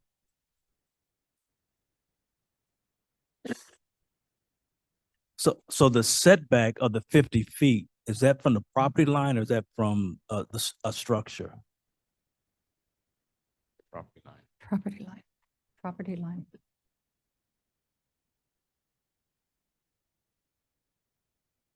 From the statute and ordinance is from the property line to the solar equipment. So it'd be the first panel. Okay, to the first panel then. All right. But I would defer to the developer if they're representing voluntarily a greater setback than state statute is requiring. All right, thank you. That's it, Mr. Ford? And then, I mean, there's no contours on none of these maps, so it's hard to see whether or not any of these panels are built on a hill higher than the surrounding properties. So that's kind of hard to determine. So that's a question also. Would you like that addressed? Yes, it's possible. Yes. Talking about topography. Yes, there is a hill within the project area in roughly the central west side along the western property line of the project area, roughly where the word buy is up on the screen. And then the property slopes to the north as it slopes up as it goes to the north from there. The farm itself is roughly flat with the exception of that hill on the west side. Okay, very good. Thank you. All right. The proponent, Ms. Ma'am. Yes, I'll again note, I've shown you guys with a line of sight tool and photographs that my house sits 40 feet above the property line there and can see the entire thing except for right at this right at the base where they've got the trees. So any screening has to be 66 feet just to be able to even be seen like little knives, and I'll be dead by that point. There's also a 30-foot rise from the Meredith neighbors over to the west-hand side. There's a hill right there too. So it's not, it's not, as they have said, either relatively flat or naturally screened. My property can't be screened. And could you say your name again, please, for the record? Gayla Argent. Thank you. All right, thank you, Mr. Ford. Yes, Mr. Iqbal. Madam Chair, I had voted yes in the previous round, and I will still be voting yes. And I don't agree with the argument that have been put forth against this form. Number one, first is the view. You know, the one neighbor said her property is higher, and then therefore it has to be 66 feet. Nothing in the code, nothing in the statute says that they should not be visible. The screening, the fence is to protect the assets, to protect the panels, the electrical system there, not the view. No court has ever said that the solar panel is a nuisance or it is spiteful. In fact, it is a great American ingenuity that to look at. It protects us from the fossil fuel and its carbon effects. So to say that a fence has to be too tall, it is still a fence. It's not a wall. The code does not require us to have a wall. And that's to protect the assets again, number one. Number two is about the vineyard or the farm next door. And one of the arguments Mr. Peterson had brought that this farm will increase the temperature by, say, 1 degree. There is no, and they did not prove that raising the temperature will really hurt the crop next door. In fact, the fact is that if you look at the California, Napa Valley or Sonoma Valley, where the wine is manufactured or processed, the climate is much warmer, much hotter. And if you go to Baja California, Mexican province, the wine is better with the temperature. Or you go to French Riviera, the temperature is higher. So I don't see raising a temperature.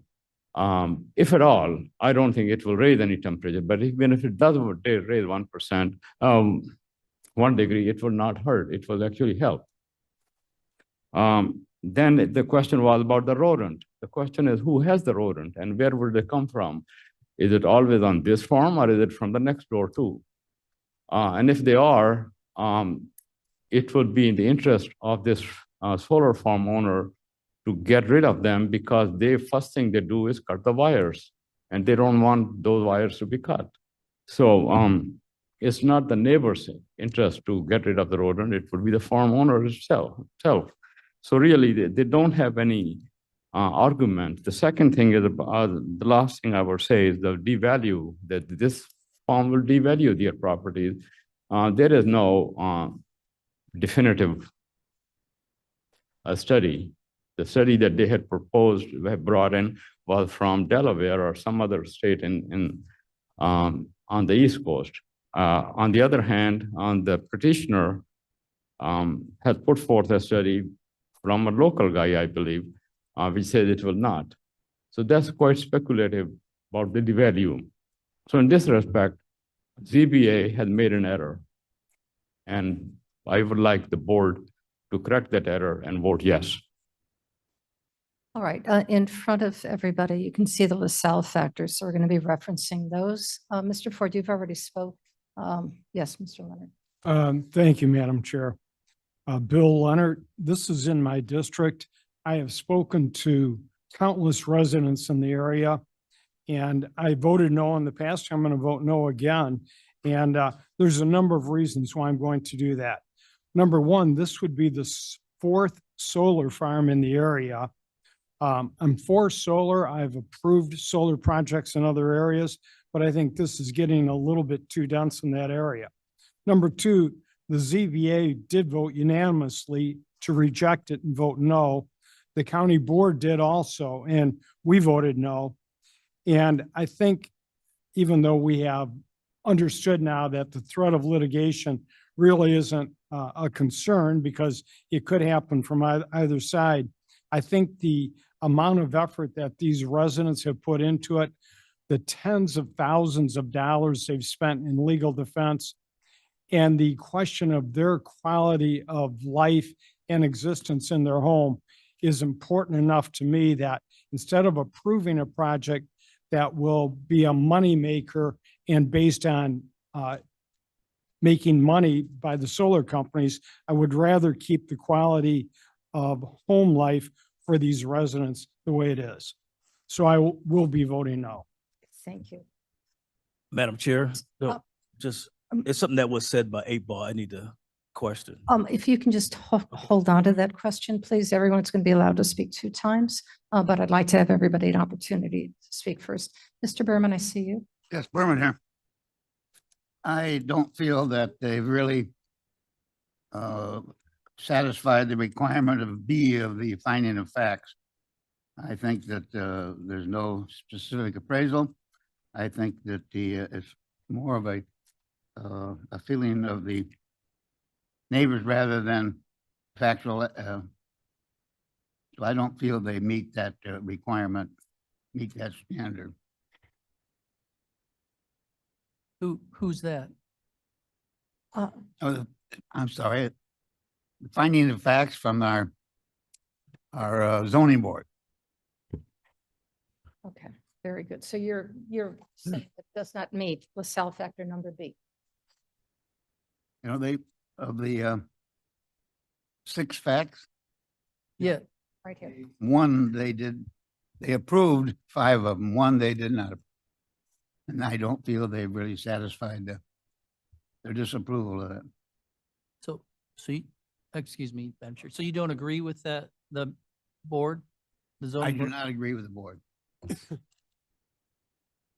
zoning board. All righty, thank you, Mr. Berman. Hmm? Mr. Caius? Along with Mr. Berman, I'm glad to clarify that.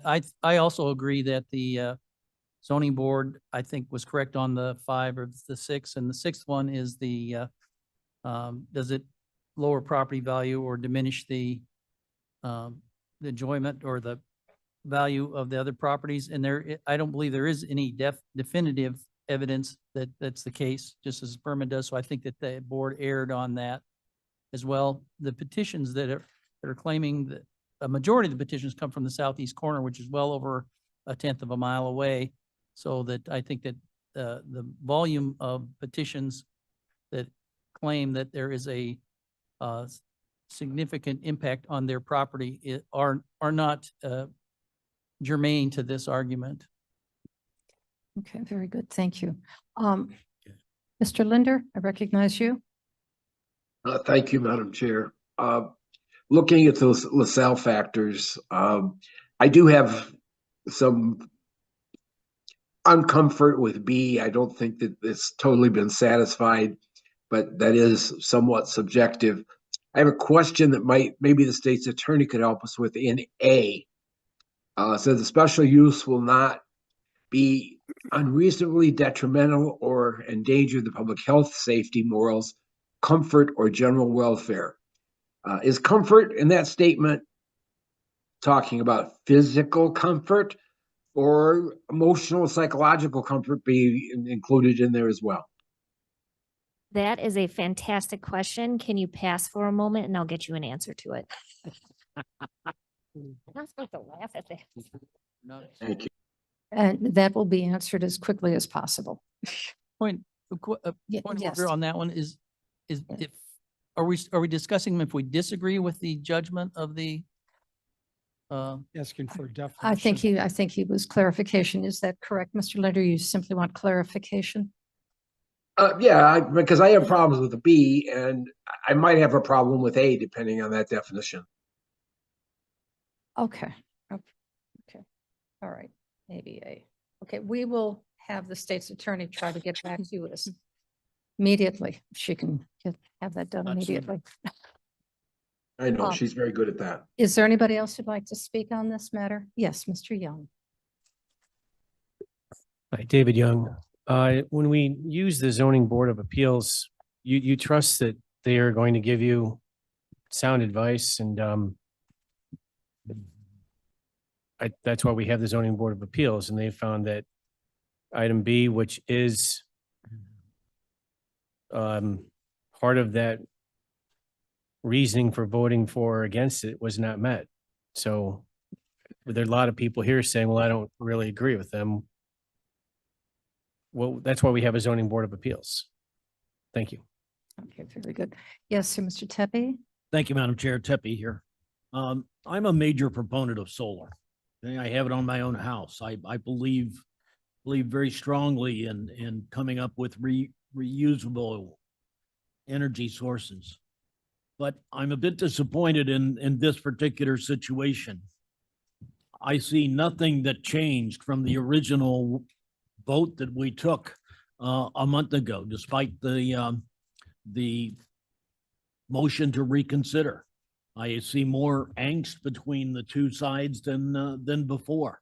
So I will be voting against this particular petition. Thank you. Very good. I see our state's attorney is back, not quite yet, almost. All right, yes.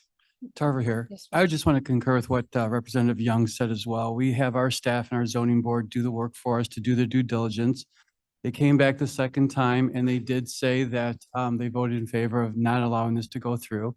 And I think if we make it a practice of going against the zoning board, how will that look for this board as well? So I would just like to share that with our fellow board members as well. Okay, thank you, Mr. Tarver. Madam Chair, Mr. for- Ford, oh, hold on, just Okay. make sure, just give me a minute. Everybody fine? Okay, Mr. Ford, please, you have the floor. Thank you, Madam Chair. Because some of these panels sit on a hill, and understand I do understand what the value of the fence is, but I think there's still a reason why we have vegetation for screening being put out there also. So the fences protect the assets, but the screening is for a different reason.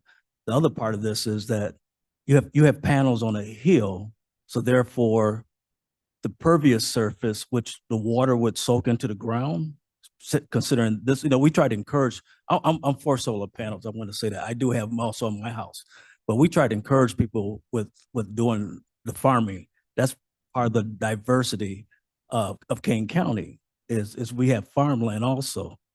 Along with that, when you have the solar panel, which is a solid surface, and there's many of them that's on the hill, the water runs downhill, which is, it can really make an effect as far as draining and to the crops. So you got more water that's not going to be pervious into the ground. It's not going to soak in the ground, but it's going to run downhill to where the other properties are, which they're trying to do farming, would be drowned out. So that's one of the other big concerns of mine that's applied to B.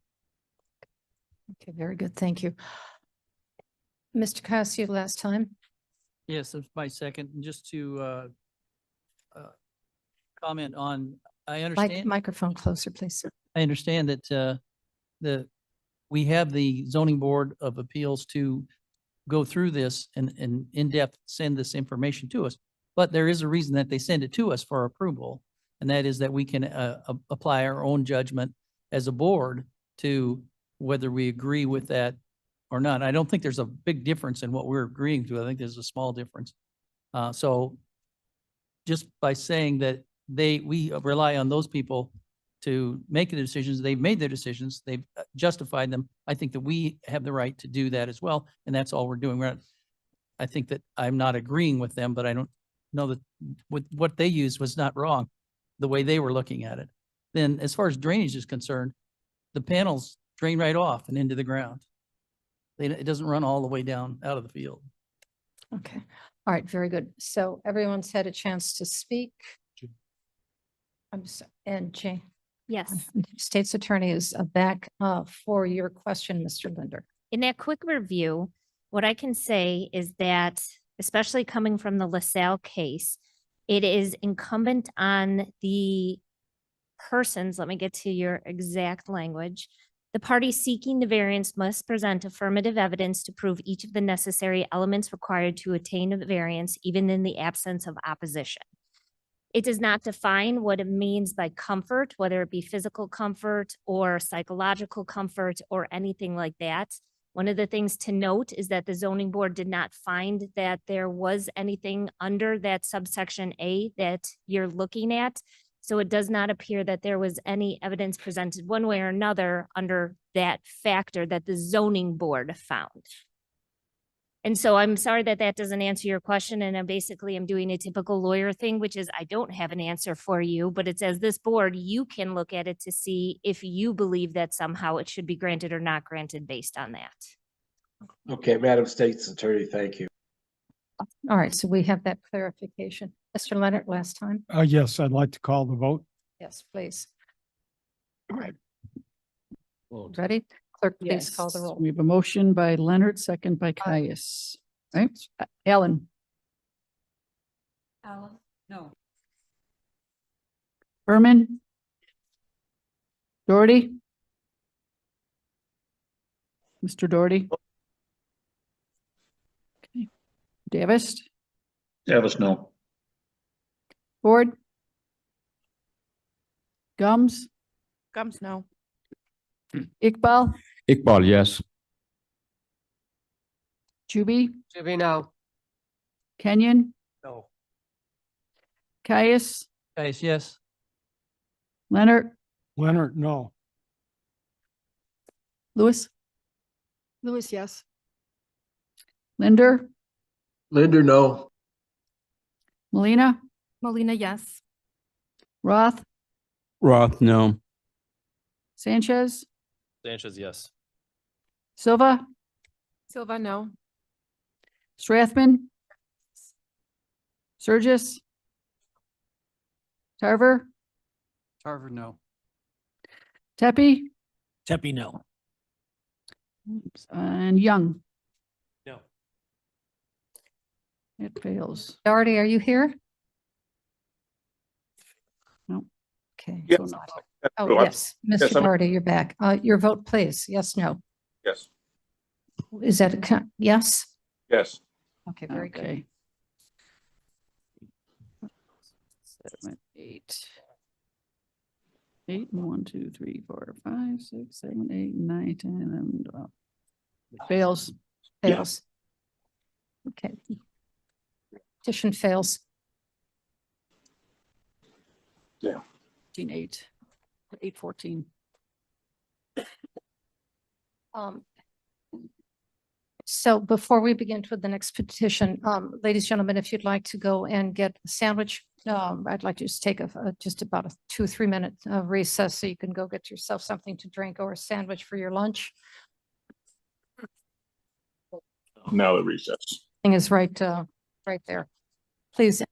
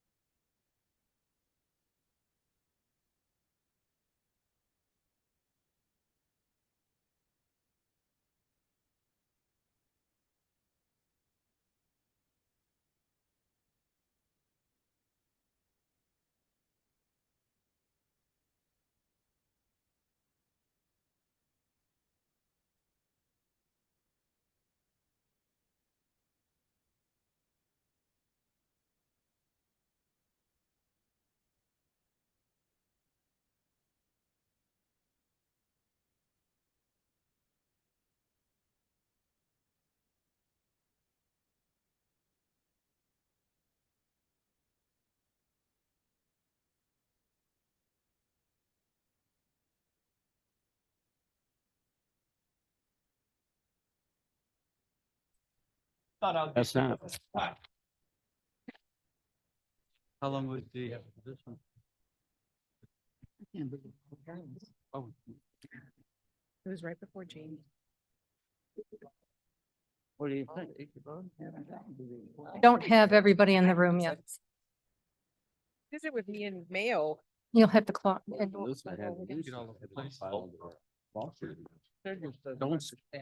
Madam Chair. That would be bad. I don't want to have to explain that one. Gentlemen, let's go. Let me take care of you. Girl. I'll just-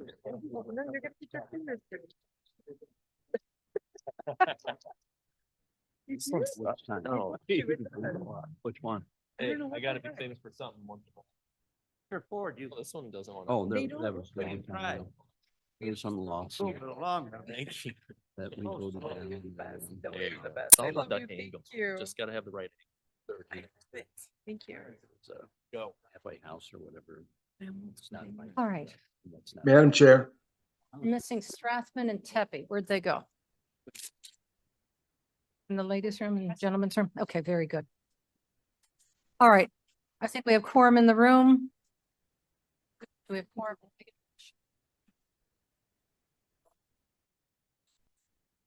In St. Charles or the one?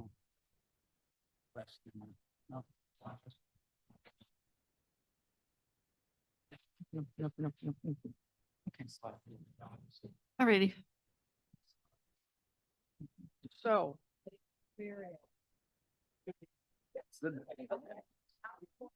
We ready for a vote roll call? All right. Okay, Please. Ms. Allen. Calling for roll. Alan, are you present? Yes. He is. Bates is not here. Berman, I'm here. Doherty, There we go. I'm good now. Davis, Davis here. thank you. Ford, Gums, Iqbal, present. Juby, Juby here. Kenyon, Yes. Caius, Highest present. thank you. Leonard, He left. Lewis, okay. Linder Linder, here. Linder here. thank you. Molina, Molina present. Roth, Roth here. Perez, Sanchez present. Silva, Strathman, Surgis, All right. Ver, Tarver's here. Tepe.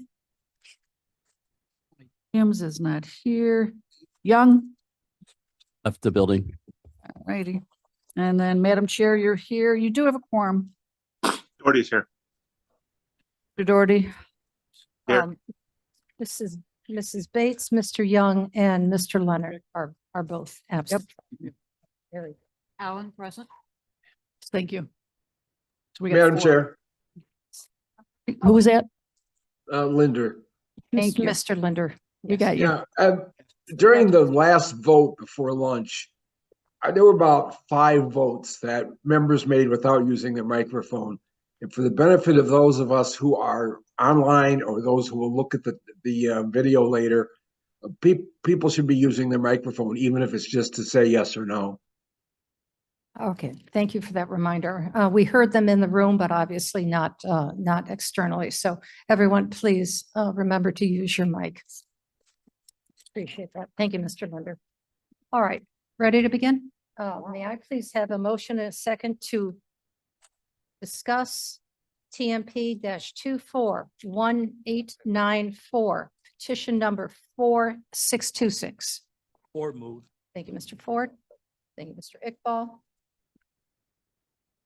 And is Mr. Enders, are you here? Okay, you'll have 15 minutes altogether.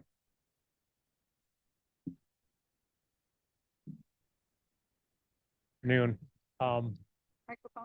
Microphone. Get it right in front of you. I'm new to this, so Oh. you'll have to forgive me. So, I'm in here and Can't hear you. Oh, right above. There you go. how's that better? Okay. Excellent. I'm here in opposition of the special use or rezoning to property at 12N011 Wagon Road. It, they're in for a special use permit to allow their facilities to be used as a wedding venue. And 714 Properties, which owns the property, obviously, is an property investment company that's attempting to rezone the property with a special use as an event venue under the guise of agritourism. I believe the agritourism was put forth as, for activities involved with agriculture and farming. And a wedding venue doesn't fall within that, that domain. But 714 Properties principal agent James Harris is presented as a family-owned occupied property. He does not occupy the property. This was bought strictly as an investment property in a foreclosure several years ago.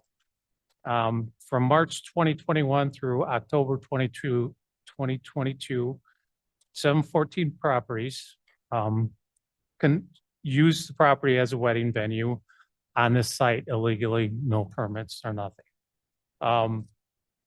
They didn't have any licensing, no health department certification, no business or liquor license. And this was done with the explicit attempt to deceive the county authorities and the neighbors surrounding their property. They have no concern for, the comfort or tranquility of the other properties around them. Excessive noise levels, traffic, and public endangerment have occurred. On multiple attempts by myself and other neighbors to get them to cease their activities over this 2-year period failed. Numerous police reports are on file for excessive noise complaints. There's an assault and battery that happened on the property and other illegal activities such as sales of alcohol. The activities were brought to the attention of Kane County Zoning Department, where after several months, they pursued through the Kane County Circuit Court to terminate the activities at the property. Just recently, the week of March 11th, 2024, I observed that, again, the property owners started construction on the property again without a permit. I called the building department and asked if they did have a permit for their activities. They said they did not, and we're going to send out a enforcement officer to check on it. And if they did not have a permit for the activities doing, they were going to red tag it. So the owner's going to come up here and present themselves as good neighbors, but as history has shown, they don't give a whole lot of regard for their neighbors or the surrounding community. They're in this for a profit. So, and what they're proposing is in direct conflict with Appendix B of the zoning ordinance 4.8-2 A and B. And I'll read those to you. That the establishment and maintenance of or operation of the special use will not unreasonably be detrimental to or endanger the public health, safety, moral comfort, or general welfare. With the constant traffic and loud noise, it's done all that to this point. And something that the zoning board has not addressed to this time, a special use will not be injurious to use and enjoyment of other property in the immediate vicinity for purposes already permitted, nor substantially diminish or impair property values within the neighborhood. Now, no property impact study has been done for the surrounding properties. And part of my reason for being here is I'm requesting some time to do that before a vote is taken on this issue. But in the proposed hours of of operation are outrageous for a residential area, a rural residential area. They're having their events proposed from 5 PM to 12 AM with another additional hour to clear the area in a residential area. Also serving alcohol, with serving alcohol to a large group of people of 200 is always wrought with problems. And as I said, I think all the board members is the past sheriff's documents when they showed up to the property and what has happened, the complaints. So forgive me, I'm, like I said, new at this, but yeah, we're also dealing with excessive traffic on a residential road. You can't walk down the road with several hundred cars coming into the area at any given time, whenever an event is scheduled. Again, the negative impacts on the property values was not addressed by the zoning board of appeals. Also, in my opinion, the board of appeals didn't take into consideration the impact on neighboring land, the public need for this particular type of venue, or the location that they're trying to place it at. 714 properties is a business. In Kane County, there's ample areas zoned for business and commercial use. I kind of view this as a backdoor way for them to run a business out of a rural residential area with none of the, I guess, costs are involved with doing it within a commercially zoned area or business area. In this also, all the business in a lot of your districts are properly zoned, properly run, properly maintained under business and commercial zoning. So you can obviously tell that I'm not for this particular change to a special use zoning. I'm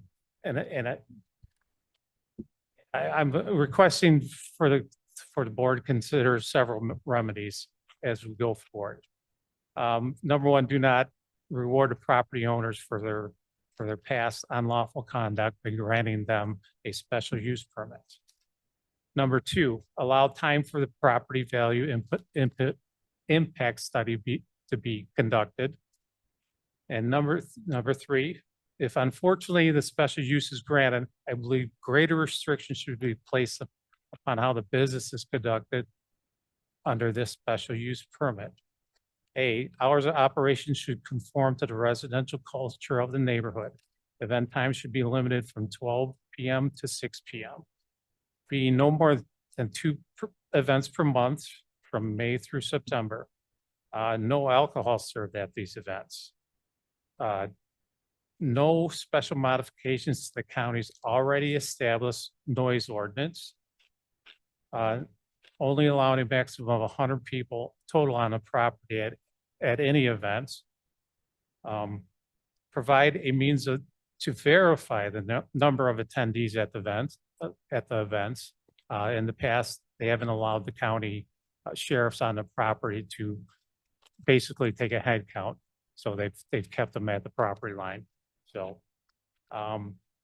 provide a schedule of events to the neighbors 30 days in advance of any event, and no events on Sunday.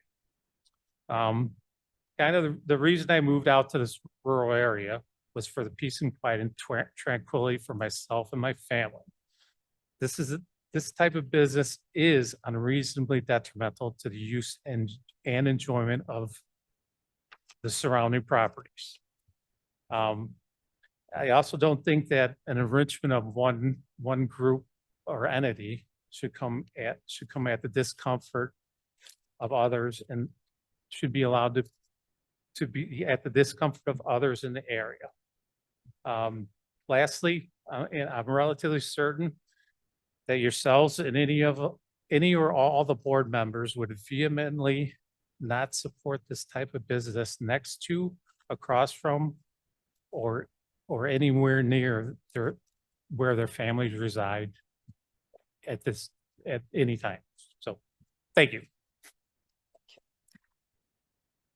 Okay, does somebody else want to speak? Because you'll have 4 minutes. Madam Chair, just for informational purposes, typically when we had these petitions brought up, staff would introduce the petition itself, and then after the petition was introduced, so we all knew what we were discussing, then it would go to either side. All right. I would prefer that because Sure. right now we're hearing the opposition without really knowing what the context what the is. context is. So in the future, if we can please go back to that. Thank you very much. Yes, sir. 4 minutes.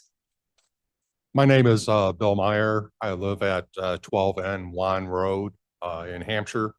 It's adjacent to the property that we're talking about currently. As my neighbor said before, 714 Properties did operate out of where they're at right now without getting any permits from Kane County. For 2 years, we listened to music on Friday night, Saturday night, and then Sunday morning into the evening. Basically, it was every weekend. I, like my neighbor, I moved out to the country because I wanted peace and tranquility, just like my neighbor who was part of 714's Properties said, he moved out there for the tranquility. It wasn't tranquil while they were operating the wedding venue that they had done illegally for 2 years. From the corner of my house to the entrance of the venue is 530 feet. I've been to quite a few weddings in my lifetime and have yet to see one that is a quiet wedding. I deal with people coming out at midnight, 1 o'clock, revving their cars. 100 cars leaving one residence at 1 o'clock in the morning. They're supposed to be done. The new revision is they're supposed to be done by midnight, and they have till 1 o'clock to get cars out of there. The car parking lot is 300 foot from my residence. So needless to say, I'll be hearing every car that starts except for your electrical cars. So that's why my wife and I oppose this. Like I said, the disturbances, I've had people in my yard, climbing on my tractors, seeing if my shed is open, people parking in my driveway, people at 2 o'clock on the door, pounding on my door, saying that they need to ride to Aurora. And I asked them, I said, where did you come from? The party next door. And I'm like, well, I'm not Uber and I was sleeping. So, I just worry about what's going to happen in the future. I don't want to have to move. This was supposed to be my retirement property, and living next to an American Legion just isn't what I really want to do. So I hope you guys take consideration in this and vote against it. Okay, thank you very much. So you will have a minute and 20 seconds to speak again. All right, so now we have the next group of speakers, please. Can we do the presentation now or? We can do the presentation now. Mr. Van Kerkhoff, I believe this is under your jurisdiction. Yeah, so this petition is for rezoning from F to F1 for single-family residence and F2, which is under zoning ordinance, agricultural-related business. In this case, under our new category of agritourism, which does allow for agricultural-related event venues, which they are proposing. Next slide, please. Here is on the map. It is in the agricultural area on the 2040 plan. Next slide. Here is on the zoning map. You can see actually the two gentlemen who just spoke occupy the F1s to the north and across the street. It's predominantly agriculture with some other F1s. There is a residential neighborhood in the county to the south and to the southwest and southeast. And then there is some residential in the village of Burlington, at the very top of the map, just under where it says zoning. Next slide, please. Here's a close-up. Next slide. Here is an aerial, just to give you an idea of the predominantly agricultural use with spotted farmsteads and smaller rural residential homes in the area. Next slide. Here is a little bit closer up. You can see the residents of the two gentlemen who just spoke. A little bit closer. There again, you can see proximity of the two homes adjacent. Next slide, please. Here's their site plan. The area in the green is the proposed for the F1 for the continued use of the residential use. And then the F2 in the area of the gold, which comprises the parking lot to the west side. They are relocating a pole barn shed building to the west property line to provide a further buffer to the residents to the west. The special use and events will be entirely contained inside the larger building. I don't have a pointer, but it's was a riding arena that they've converted to the event venue. And then there are existing stables that are connected to that building as well. Next slide, please. Here's a more illustrated plan. Most of the parking is going to be on existing or expanded gravel area. And some parking, since this is a seasonal venue, is proposed on grass, which we have permitted, or the county board has allowed in other seasonal event venues.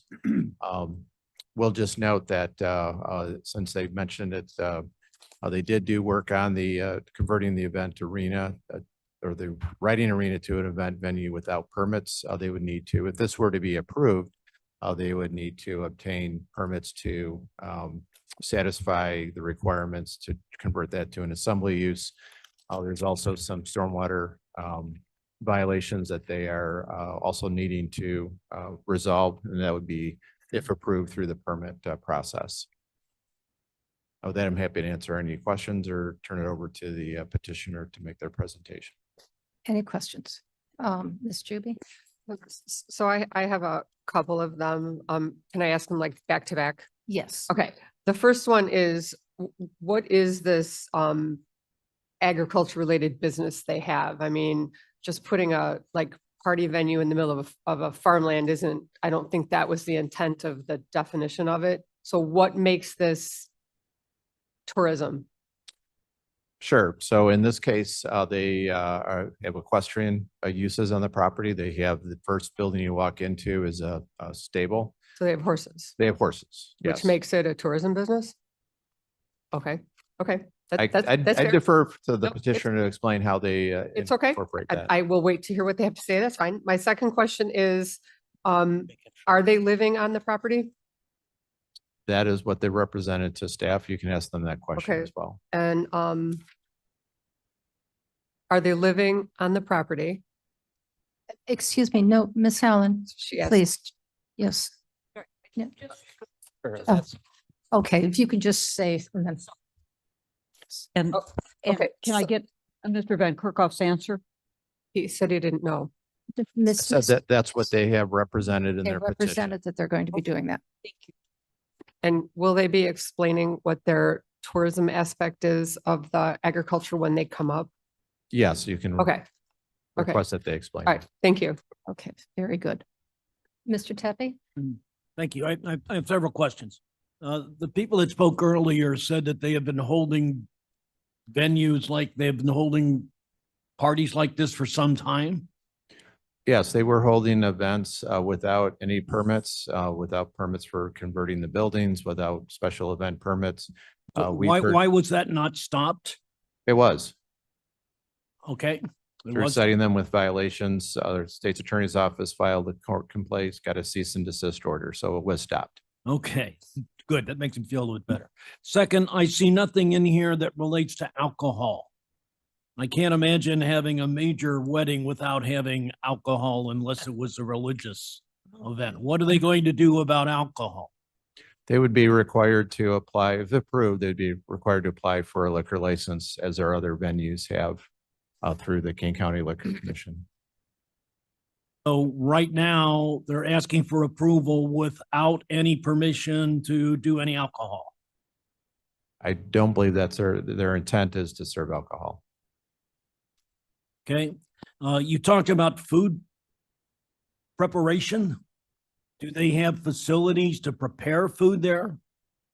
They represented that they're going to cater the events, which is typical with other event venues.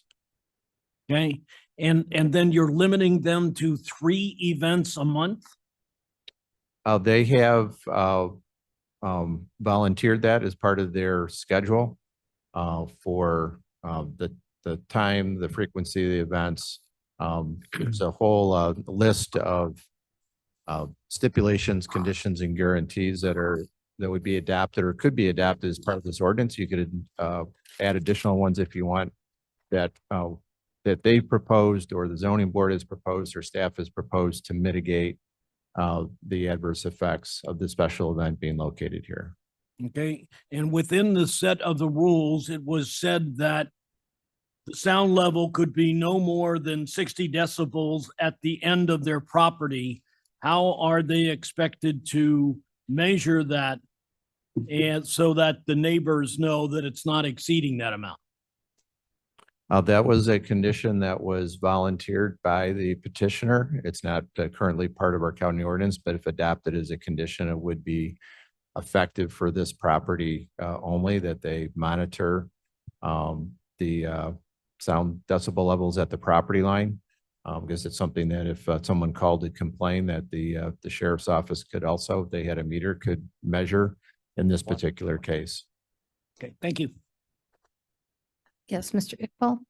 Madam Chair, I have a question for Mark or even for petitioner.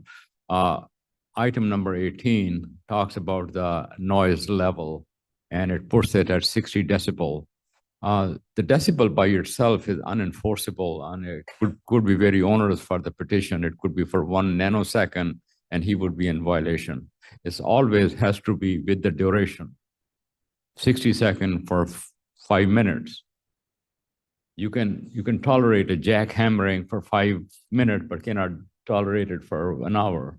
Same way, smaller noise level can be tolerated for a longer time. And this has to be connected with the duration. So by itself, this is unenforceable. So I like Mark and petitioner and our state attorney's office to create a limit. Generally in, say, in municipality where the noise level is an issue sometime, people are playing very loud music in the apartment buildings. It is always that 150 decibel or so at 75 feet away, something like that, where a policeman can measure it. Here, a petitioner wants to measure it. So those are the issues that need to be considered. Okay, very good. Anybody else? Yes. Yes, ma'am. Dr. Silva. Good afternoon.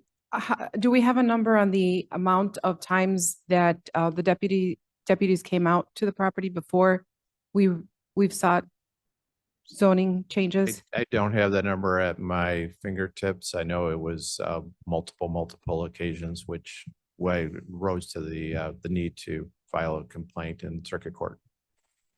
I would like to, thank you. I would like to hear from the gentleman if they could answer that question too. They're raising their hand. Yes, but we have, no. If you would allow a yes. brief statement from one or the other. Absolutely, but the petitioner has not yet had the opportunity Yes, to ma'am. speak. So why don't we wait and then absolutely, all right. Yes, yes. Yes. Kind of yes, awkward with stuff here. Mr. Ted. Mo, we had not the identical situation, but not a dissimilar situation in terms of this noise up at the milk pail. And we were very specific about how we addressed that. And Mark, I would hope that this is mimicking and consistent with that. And if we need to research that, I'm okay with it, but I would hate to create a separate set of standards after all that work that we put into that one. This would seem to be as near as identical in terms of neighbors and noise. Sure, Am I this is mistaken in that? neither similar nor consistent. This is a condition that the petitioner has volunteered as a way to mitigate and have a quantifiable measurement of the sound. They're representing that the property owner will the noise coming from their events, which will be inside the building.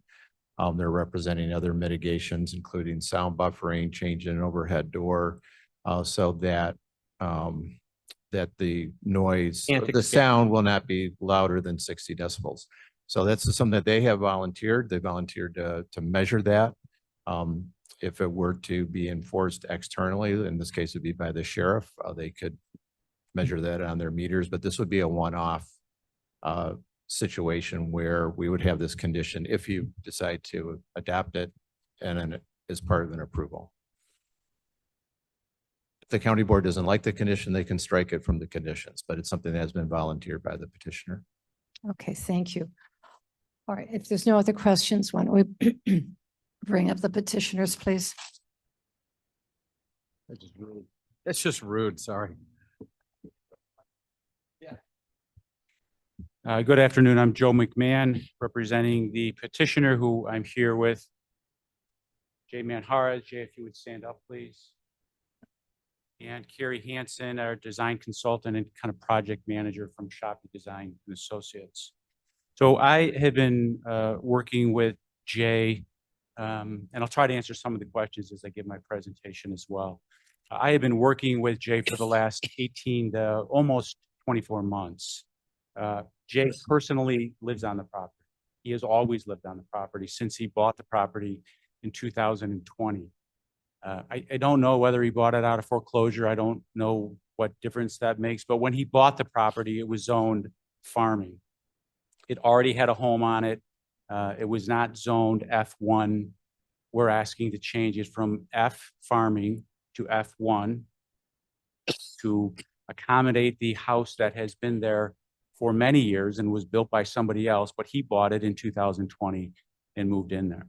We're also asking for special use permit so he can use the barn that he has converted to a special use for agritourism intensive and an agritourism event venue. And so what we did when we put the petition together is we looked at the county code that you passed and the changes that you adopted to address what I think are really an increasing number of these type of requests across the county. And you recently revised your zoning ordinance to more clearly define the special use. Agritourism event venue in your code is defined as an actively farmed parcel also used to hold public or private events that are intended to impart event attendees with an educational or aesthetic appreciation of agriculture or farming culture. Event examples include, but are not limited to, weddings, rodeos, horse shows, and agricultural festivals.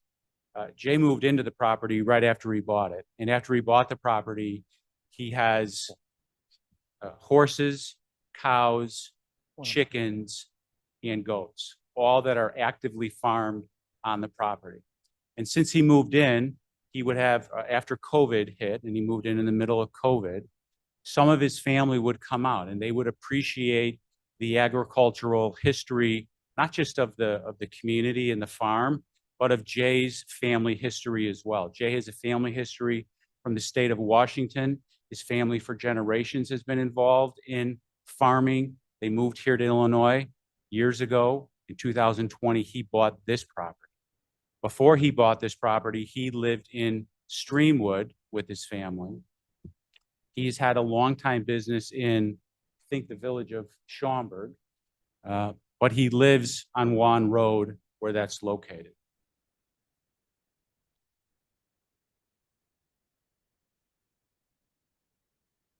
Our request is that you allow him to use the barn for these special events.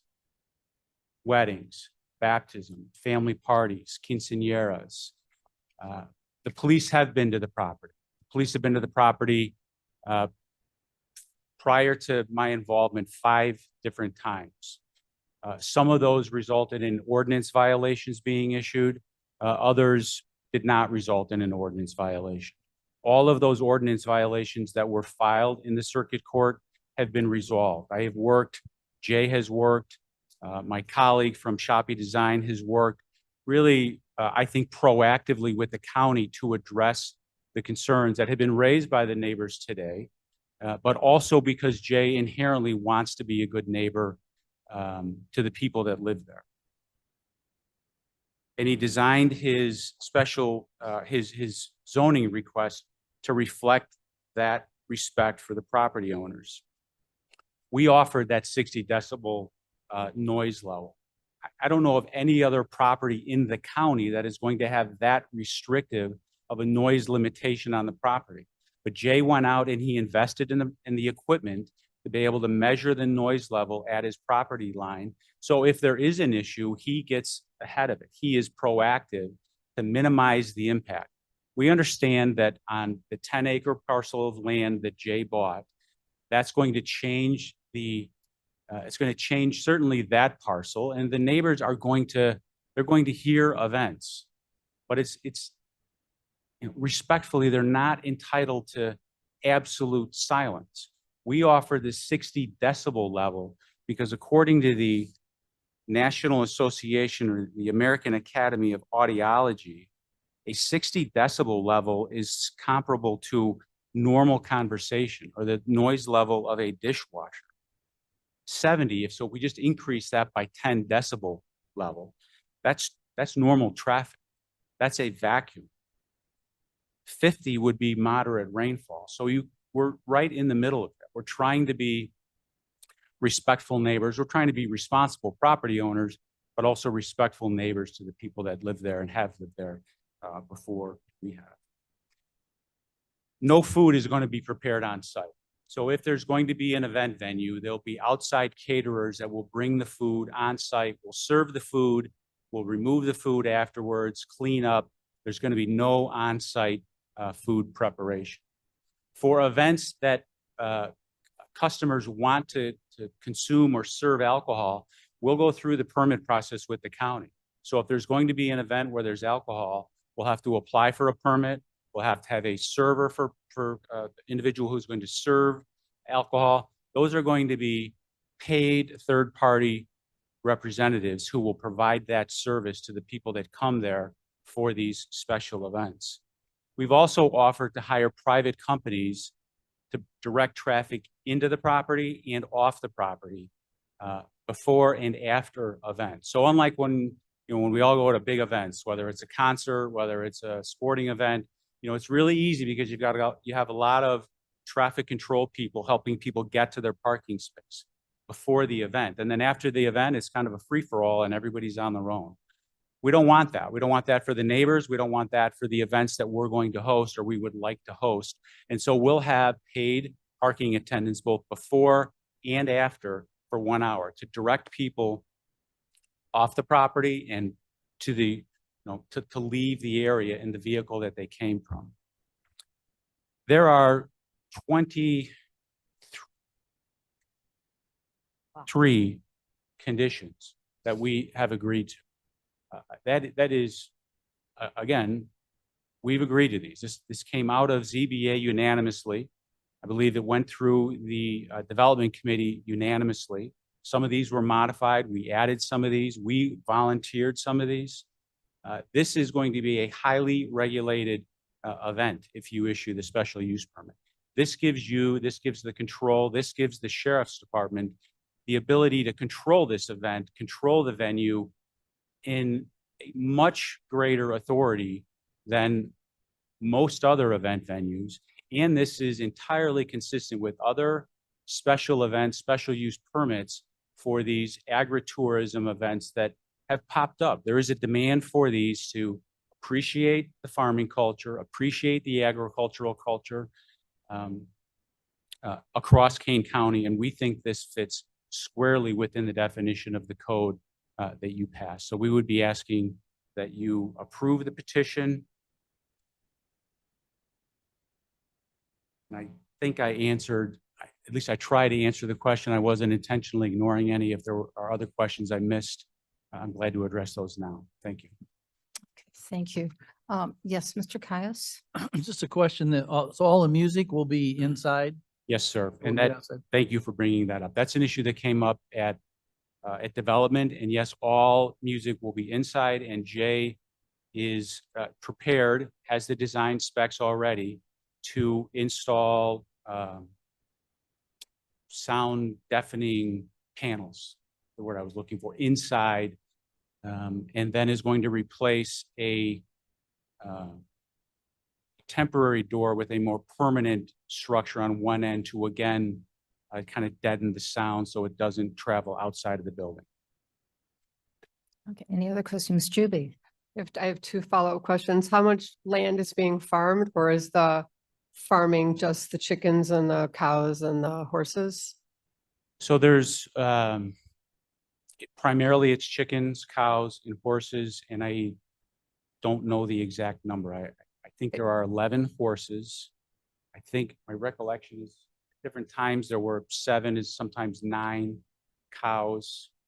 I'm not sure they're all cows. I would defer to maybe Mr. But Kennedy. no as to active whether- farming?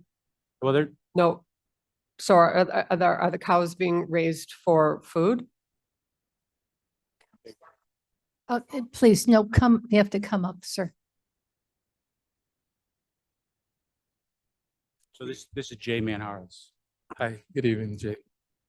We farm the top right corner with the alfalfa right now. and Okay, that's how what we many use. acres is that? It's approximately 4.5 on the back, the top end. Okay, and are you planning on having anyone walk through the alfalfa fields so that they can learn about farming? They could see it, they wouldn't have to be learning about.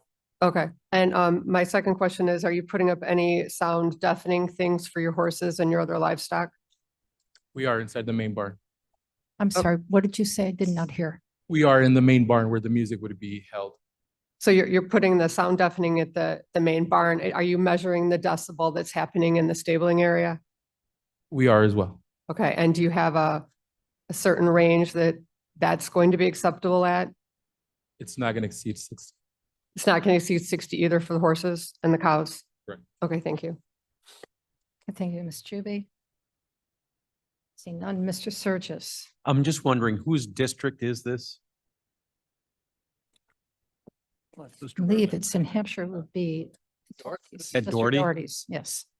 I think it. Is that correct? I don't think it is, but I'll defer to Mr. No, I think it's Williams. Yes, it's in Mr. Williams' Oh, district. Mr. Williams, okay, very good. Yeah, unfortunately, Mr. Williams isn't here. Do we have any?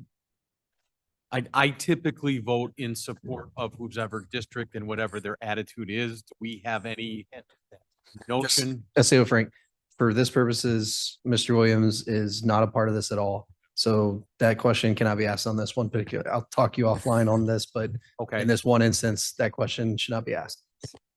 Thank you. Okay, it's not part of this. Yes, Dr. Silva. Thank you. So much Attorney McMahon as well, to help bring everybody in line with the law and ordinances is so important. I, for one, have come out on a Sunday night in my district or a Saturday night in my district that's supposed to be family time because of issues like this. So I'm very sensitive to that because we do want to take care of our neighbors and and not waste resources and our deputies and our elected officials too, because like I said, we kind of have to come out sometimes in these sorts of situations. So thank you for bringing it up to the point where we've taken care of the past. We've taken care of whatever it is the state's attorney's office decided was right to do. I am very concerned about, am concerned about the noise level. The decibels that you're suggesting definitely do seem reasonable. And the other conditions, I wouldn't want to do this under those conditions myself if I were the business owner, but they're accepting to. So I'm going to give this a little bit more thought, but I really think that we have to take care of our residents and our neighbors because they were there. And it's so important to have a good relationship with our neighbors. But my final question is, did you say that a rodeo type of event is already permissible now, or is that it? No, what I was reading, and I'll defer to Mr. Van Kerkhoff, I was reading what I think is a quote out of the county's code, that's an example of an approved agritourism event venue. Okay. So a rodeo type of event is not yet permissible. Well, it could be in a different special use petition if someone were to ask for it under the ordinance, but this is not what this petitioner is asking for. They're asking for specifically for an event venue and totally enclosed within the existing riding arena. Thank you for clarifying. The reason I asked is because a rodeo type of event, if already permissible, would probably bring around the same noise concerns. But as I understand it, it is not yet allowable. Thank you. Correct. Don't go far. Oh, yes. I have a quick question just for clarity for everybody. A special use permit can be revoked if there are violations. Is that accurate or not accurate? So You if can I say, understand "I your don't know," but question, yeah. if your question is related to what enforcement would be if they aren't adhering to the special use and conditions if approved, first and foremost, it would be a violation of the zoning ordinance, which we would pursue by citing them with violations that could go through our administrative adjudication program, or we could work with the state's attorney's office to file a circuit court case with those violations. It could jeopardize any issuance of liquor licenses for events, could jeopardize any other special event activities there. We have it. I would defer to state's attorney in terms of revocation. I believe there probably is a pathway to revocation, but I'm not experienced with that. So on the litigation side, I mean, if we sought an injunction and the court were to enforce it, I mean, revoking it wouldn't matter because at that point, the court has said you violate this again, you know, there's real serious repercussions to contempt, all kinds of stuff. So I can look into the specific question of whether or not you guys could undo this. My general inclination would be that would be a very long uphill issue. The more immediate remedy that the county and the constituents would have would be more of an enforcement and civil litigation type of method. So sorry. Okay, Mr. Caius, you've already, I believe, spoken. Yes, oh, I'm sorry. I'm Ms. sorry, Hudson, I hadn't wrapped that up yet. Oh, Sorry. yes. I'm just trying to address the concerns of the neighbors here. If there's I mean, let's be real. Sometimes we have things that get out of hand. Been to a few of those. But is there a remedy for that? And I think that's a real question. So if they get out of hand and then consistently get out of hand, because that's a concern from the neighbors, how do we solve that? So that's a conversation I think we can have pretty straightforward. It sounds like we do have an opportunity to do that if there are continued violations. And following through, one more question that I have, and then I'll shut down, is the gentleman over here from the opposition had 3 asks, and I cannot remember what those are. And I would like you to repeat them if you're able. And And then while you're getting up there, if you don't mind, would you consider a time on the decibel level, Mr. McMahon? No, Mr. McMahon. Hold on, you've got 2 questions going back and forth. So let's, Mr. Van Kerkhoff with decibel level timing first, and then we can bring up the opponent. Sure. I also took notes on what the objectors spoke, so I may be able to address those as well, but you could clarify that in his rebuttal. I just needed the 3. I for my brain right now, I need those 3. Okay, I had written down that he had requested that there be less hours, that the events be 12 PM to 6 PM and limited to 2 per month, that there'd be no alcohol, that there'd be no more than 100 persons, that there'd be a means to verify the number of people, and that the scheduled events be posted and none on Sunday. Those are the requests that I heard him state. Thank you. And then I guess thank you, Mark. I appreciate that you answered everything. So I guess one question I have for the petitioner would be, is there any wiggle room on any of those requests? Do you guys feel you're satisfying everything? I guess one of the things that would stuck out to me, and I needed to be reminded of it, is the posting of those events might be essential for the neighbors, so they can plan accordingly. And it sounds to me like they want to be great neighbors, so I don't know if that's something you can work out, but. So here's what we did on the posting. We've agreed to post the events 30 days in advance of each event on a website that's open to the public. So anybody can go on the website and see that there's going to be 3 events. Respectfully, there's already 23 conditions on this, on our application. That's a lot. I can't remember the last time I've seen that many on a petition. Limiting the hours from noon to 6 PM, that kind of makes it unattractive to a lot of potential people that want to use the facility. We've agreed to reduce it from every weekend to 3 weekends, and we agreed to reduce it to seasonal use as well. So this is not 3 weekends a month, 12 months a year. It's 3 weekends a month with 30 days notice.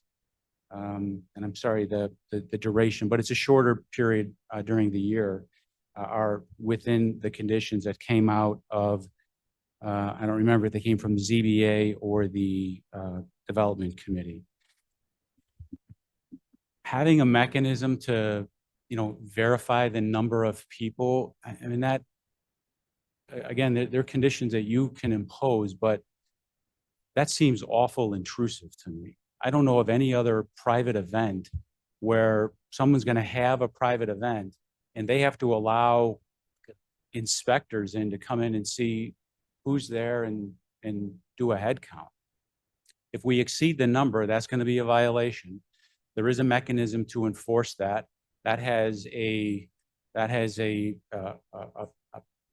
monetary impact. It's going to impact and negatively impact his ability to run the business. That means he's going to be, or somebody's going to be back here raising this issue with you. That's not what Jay wants for himself or his family. The 23 conditions that are within the petition they're exhaustive, and they're going to make it difficult to operate. There are a lot of controls that you're placing on Jay and the property for him to run this event venue. I think it'll be, maybe the most regulated event venue that does this kind of event in the county. He's committed to complying with that. And if you add a condition, he's committed to complying with that as well. But respectfully, I'd ask you not to add those additional requests that were raised by one of the objectors. And the alcohol sales, that's like any other special event. We have to apply for a permit. Somebody's got to come out and serve it, verify ID, stop serving if somebody is, been overserved or getting to the point of being overserved. Professional people who are monitoring that and involved in the administration or the service of alcohol. Thank you. Thank you. Dr. Silva, you've already spoken twice. Yes. Okay. Deborah Allen. We want this business. This is exactly the kind of mix of agriculture and good times that we want.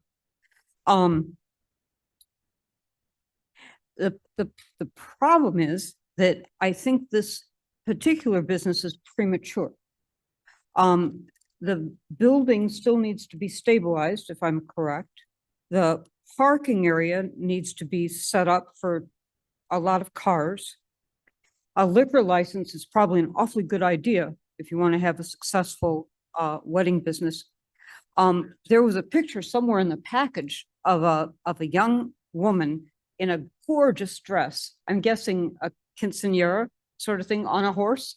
And it was all, you know, it was all Rose Bowl parade. I mean, who wouldn't want that? But I think that we're not ready yet because the petitioner has allowed his property to be used in such a way that the neighbors are very unhappy. And I live in an urban area with lots of special use. And when a new business is coming into our area, I think maybe the city council or city staff has coached them. What you do is you reach out to the neighbors and you prove that you're going to be a good one. So maybe a plan here would be to get the liquor license, get the building built, get the parking lined up, and spend a season with relatives coming to party at the farm who are courteous towards their neighbors. All of these stipulations are proof to me that we're trying to legislate a good neighbor policy. And and I think that's a good idea, but I think we need some proof that the business will be successful. Thank you. Yeah, with all due respect, approval or denial of the zoning is the foundational step for all those other things to be able to be applied for and to be approved and implemented. So they understand that they're in violation of the building ordinance and the stormwater ordinance. Staff would not be able to process and issue permits to improve the building for an event venue unless the zoning was in place to allow the use. So those things would have to happen. There can actually conditions in the stipulation as well that those would need to be followed through and approved, inspected and passed before it could be operated as an event venue. All right, and thank you, Mr. Roth, and that'll be the last question, I think. We'll need to be recognized before the vote, though. Okay, so that I can speak to my vote. All right, you've already spoken. This will be your third time. I didn't speak to my vote. I understand, Mr. B. Okay, Mr. Roth. All right, Roth here. I'm talking on stipulation number 10, the time zone of 5 p.m. till midnight. I know there was a comment to have it close at 6, which is too early.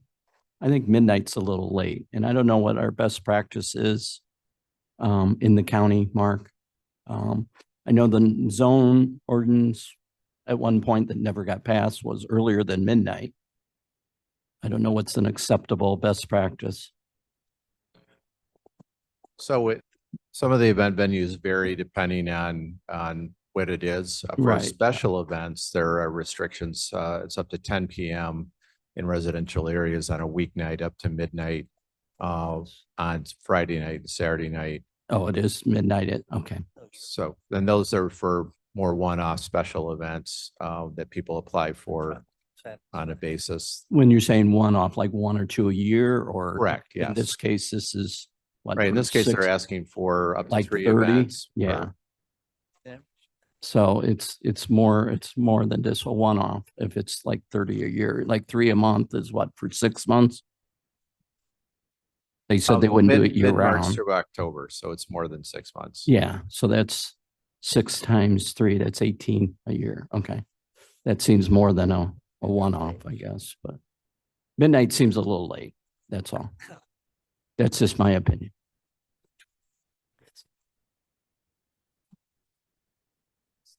Ms. Juby. Right. So on advice of our attorneys, I will be voting no on this, so I need to tell you why. I do not believe that the LaSalle factors were met in terms of the safety or the health of the surrounding areas. I also do not believe that this special use will allow the enjoyment of people's property during the weekend when they should be able to enjoy their property. I'm concerned about the traffic that's going to be in and out. If someone happens to be walking their dog at 2 o'clock in the morning or 1 o'clock in the morning when the cars are leaving, that's a safety issue that someone in a, wouldn't normally have if there wasn't a venue having 200 cars in and out. I'm also concerned about the sound that the cars give off. I think we actually turned down another zoning permit based on idling and traffic. So I do not believe that, I believe that 2 of these 6 factors were not met, so I will be going against what the zoning board's recommendation is. Thank you. Very good. All right, ladies and gentlemen, time to call the question. Do we have, Mr. Tepe? I just wanted to state that I agree with Ms. Juby and I will be voting against this also. Okay. Right. For the same reasons. Okay, very good. Madam Chair, you count me in that too as well. Well, as you take your vote, you Okay. can make that explanation. I have had my hand up for a while. Oh, I stand corrected. I would, if no one objects, if you would like to just say no because of very quickly, so we can get through the roll, I think that would be appropriate. Yes, we have the opportunity. You have a minute. Yes, please. Absolutely. Before we take the roll. Once again, Bill Meyer, I really ask you guys to put yourselves in my shoes that for 24 weeks throughout the summer, there's going to be a party going on next door to me. And as I've said before, it's only 530 feet away from my house. I can't sit on my back deck and sit there with my family, with my kids or my grandkids, have a bonfire, roast marshmallows because the music is playing. That's not why I moved out there. And I understand that Jay's trying to run a great business, but it's just not, to me, it's not fair to me that I spent my entire life to save up to buy a house next to a horse farm that is now turning into a wedding venue. And I'm also worried about what my house is going to go for when I move because this gets okay. I don't see that people are going to go, we're going to pay you more because you have a wedding venue every weekend during the summer. Thank you. Thank you very much. All right, ladies and gentlemen, you ready? Okay. Ellen? Alan, no, and I'm going against the zoning board's recommendation referring to A and B. Is that about right? If you have quick facts that you want to add to that, that's fine, but otherwise, yes, it's fine. Okay. Bates, It's yes. Berman, No. Doherty, Yes. Davis. Davis, yes. Okay, Ford, Board, yes. Gums, Yes. Iqbal, Well, yes. Juby, Juby, no. Kenyon, Yes. Caius, Yes, no. Leonard's gone. Lewis. Linder, No, again on A and B. Molina, Molina, yes. Roth, Roth, no. Sanchez, Sanchez, no. Silva, Silva, yes. Strathman, Strathman, yes. Surgis, Surges abstain. Zoning. Tarver, Tarver, yes. Tepe. Tippy, no. Tepe, no. Williams is not here. Neither is Young. Oh, Young is here. Oh, I'm sorry. What's your vote, please? Young, no for A and B. We allow him to be. Let me count it up. 9. Just make sure 1, 2 passes. Pass. 7, 8 passes. It passes. Madam Chair, what is the vote? Yes and no's? I believe 12 yes and 8 no's. Yep, 12-9. All right, I'm going to be turning this meeting now over to Mr. Tepe, who will take over. I have to go down to Springfield. So I will be excusing myself. Mr. Tepe will do a great job. I'll ask for a minute so I can share with him where we are with my notes, so he can move forward.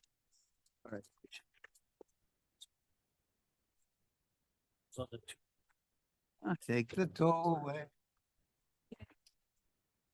The toll away.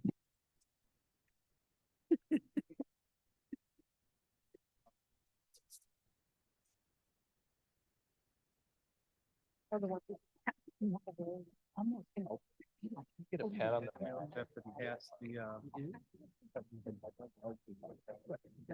you don't get a big colorful. I don't want to have the weed back here. I want a big color someone. Our 15-year-old men to have big colorful. And I pooped out. Wasn't enough juice. Really? Yeah, that's all right. They're all wore out. Work after. Although sometimes it's like this. My first like 6 months, I would go to work every day. All these things. Chuck, I don't go to school. I was hoping to be done by 2. Take the whole day off. No, you. Other finished at 9, 7, 10, 11, 12, 1, 2, 4 hours. And like, we'll round it to 15. 2 hours. Well, we have enough back there. We can get. Those are Dorothy shoes. They're Dorothy shoes. Yeah, as long as we all go home. Oh. Oh, thanks, Cliff. Mr. Van Kirkhoff, can you present petition number 4627? Certainly, you have this petition in your packet. I don't believe there are any speakers. There were no objectors. I'd be happy to go through the presentation if you'd like. Otherwise, it's in your packet. It's a pretty typical F to F1 to split off existing farm residents and farm buildings so that the owners can sell off the building separate from the land. Okay, may I have a motion to consider? I have a motion. Mr. Kenyon moves, Mr. Burgess Iqbal seconds. Any questions? Seeing none. See what happens when I'm in control? There we go. Mr. Iqbal. Ouch. Thing about Oh, was she still here? All right, let's have roll call. Yes. We going for it? No, a motion to pass petition 4627. By Kenyon, seconded by. Motion by Kenyon, seconded by Mr. Iqbal. Man, way to go, Vern. Oh, from the residents, right? No, he's got nothing to do with it. Or just seconds.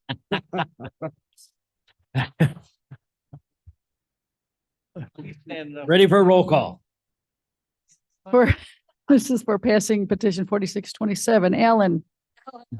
Bates. Yes. Berman. Doherty. Yes. Davis. Yes. Ford. 4 yes. Gums. Comes, yes. Iqbal. Iqbal, yes. Chuby. Kenyon. Yes. Caius. Yes. Lewis. Yes. Linder. Linder, yes. Molina. Molina, yes. We're done. Ruth. Yes. Sanchez. Sanchez, yes. Silva. Silva, yes. Strathman. Strathman, yes. Surgis. That's. Tarver. River, yes. Williams is not here. Young. Yes. Passes. Okay, thank you. Next item is a vote on the settlement approval in case number 22WC019824 Surgis moves. in the amount of $21,223.75. Mr. Surgis moves, Mr. Caius. Kenyon seconds. Any discussion? Roll call, please. Allen. Bates. Berman. Doherty. Yes. Davis. Davis, yes. Ford. Ford, yes. Gums, yes. Iqbal. Iqbal, yes. Juby. Juby, I. Kenyon. Yes. Caius. Yes, yes. Leonard's not here. Lewis. Linder. Linder, yes. Molina. Roth. Roth, yes. Sanchez. Sanchez, yes. Silva. Silva, yes. Strathman. Yes. Surges. Yes. Fur. Yes. And Young. Yes. Okay, that passes. Thank you. Motion passes. Second, and please listen to this carefully. Need a motion to vote on a settlement approval in case number 21WC 027893 in the initial amount of $96,055.95 plus an additional $17,000 as presented earlier. In reserve. Medical In reserve. Tk you. reserve. Sir just moves. Just moves. Kenyon seconds. Any discussion? Call, please. Allen. Bates. Berman. Doherty. Doherty, yes. Okay, Davis. Davis, yes. Ford. Ford, yes. Gums. Gums, yes. Iqbal. Iqbal, yes. Juby. Juby, I. Yeah, I got that. Kenyon, yes. No, Caius, yes. Leonard. I'm sorry. Lewis. Yes. Linder. Linder, yes. Molina. Molina, yes. Roth. Roth, yes. Sanchez. Sanchez, yes. Silva. Silva, yes. What's the fault on that? Strathman, yes. Thank you. Surges. Your noise meter. Carver. Young. Mr. Young? Yeah, yes. Okay, thank you. Okay, next I need a motion to discuss and possibly approve resolution 24-137, authorizing the use and transfer of state and local fiscal recovery funds from Lost Revenue Recoupment Fund 356 to General Fund 001 to fund pre-arrest diversion and equity operation funds for the Kane County State's Attorney. Molina Linder moves. moves. Sanchez seconds. I'm sorry, who moved? Molina. Molina moved. Sanchez second. Okay. Mr. Iqbal. Mr. Chairman, there are two typos there. I believe they should be corrected before it's passed. The word is recoupment. It's on the second line. Does recoupment? No. Oh, And the same thing happens on page 129. Somebody's got egg on their face. Bad. Okay. Okay, so how should that be spelled? 129 as well. The same resolution. It should be RECOU. OUPMENT. As a Scrivener's error, that'll be corrected. That'd be correct, yes. And the second one? Second, page 129.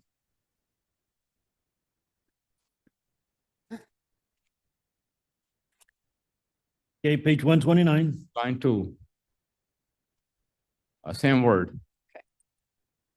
Please read it. I can't see that well. Which word? Recoupment is again misspelled. Recoupment again. Okay, two Scrivener's errors. Yep. Yeah, those are the words. Yeah. All right, those will be corrected. Any other thing? Any other matters on this? Well, I have a general comment on this resolution. It is too long and really not concerned about the recoupment. It's just keeps on going and going, saying nothing. So I think it should be. They're in violation. Yes, sir. Yes, sir. It was over 60 decibels, wasn't it?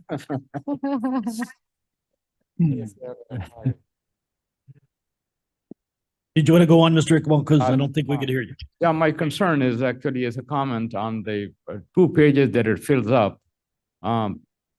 it could be stated very simply. It goes into the ARPA fund, but this is about the recoupment, which is not really totally concerned with the ARPA money. So it should be pretty shortened, and it should be connected to the word recoupment upfront. The recoupment does not appear at all in the text. So this is a general concern. When you are doing it again, I think we will be doing it again quite often. Mr. Sanchez, would you like to address that? Yes, thank you, Mr. Chair. The reason we include so much information in the resolution for ARPA projects is it's just part of our justification process. We do a needs assessment, which is included in the agenda packet as well. But with the state's attorney's advice, we've adopted the policy of putting a lot of background information into our resolutions, just as a sort of a risk management procedure, considering that it's high-level federal funding. So that is why there are so many words there. So many words. So many. Okay, any other discussion? Then we have a roll call, please. Ellen. She's gone, right? Altogether. Bates. Yes. Berman. Doherty. Doherty, yes. Davis. Mr. Davis. Davis, yes. Thank you. Ford. Ford, yes. Gums. Comes, yes. Iqbal. Iqbal, yes. Juby. Juby, Kenyon. Yes. Caius. Caius, yes. Lewis. Lewis, yes. Linder. Linder, yes. Molina. Molina, yes. Roth. Roth, yes. Sanchez. Sanchez, yes. Silva. Strathman. Yes. Surgis. Yes. Tarver. Young. Yes. That passes. Okay, Ms. Strathman, resolution 24-148. Yes, Mr. Chairman, I would like to move this to correct language rather than do a 11th hour amendment. I'd like to move it back to the Finance Committee next month to come back forward. To the Finance Committee or the Health Department Committee? Not to the Finance- Health Department, to Finance. Okay, move to Finance. Anybody know what that date is? April 24th. April 24th at 9 a.m. May I ask a question? Mr. Chair, May I have a second? I can second it, then may I Okay, ask a Ms. question? Juby is seconded. Yes. Ms. Juby? What are we changing on it? The Finance Department the Finance Committee requested a change in the wording, and rather than trying to do it today, we're moving it back to Finance so we have time to word it correctly and bring it forward again. What wording? I don't know what wording. I'm just pressing forward the request. Okay, thank you. I guess it needs, I'm hearing accuracy. Needs to be more accurate. Okay, we can do a voice vote on this. All in favor? All opposed? Okay. Resolution number 24-150. How's You Mr. pulled that Tarver? off? Mr. Tarver. Mr. Tarver. Okay, Mr. Tarver, Motion a second. do you want a motion? I'll make the motion. I'll second. Motion Gums will to second. approve resolution 24-150, a second. Gums. Ms. Gums, second. Mr. Tarver. Thank you, Mr. Chair. The reason I wanted to just share this out, obviously, when we've been talking a lot about the budget and amount that this board has been approving, obviously, when this came to light and seeing the $465,000 expense, obviously brought a red flag to me, and was curious about that, specifically that wasn't budgeted. So I just wanted to share with this group that I did reach out to Sheriff Kane. I just want to share with you his response. I think that was important. So his comments were that as we've introduced the purchase of a second armored vehicle through committees, we've noted that our current modern vehicle deploys 3 to 4 times per month. That was one of my questions. The frequency, most notably, it saved at least one deputy's life during the civil unrest of 2020 when it took a bullet round square in the front windshield and prevented penetration that would have struck the driver. With this purchase, we are also looking to phase out 3 military surplus armored vehicles, which are not dependable and publicly unpopular. While we must state that this particular vehicle is unbudgeted, we have the funds to purchase it through our annual vehicle budget of $500,000 to $1.2 million, depending on the year. This purchase is comparable and sometimes cheaper than the larger vehicles that KDOT buys every year. I'm sure, to my point, that the sticker shock was there, but best in public safety and service comes with appropriate expenditures like this. So I just want to make sure that that was shared. Okay. Any other discussions? Mr. Kenyon. I'd like to thank you for the explanation. It's good to know why, the real reason why they want another toy.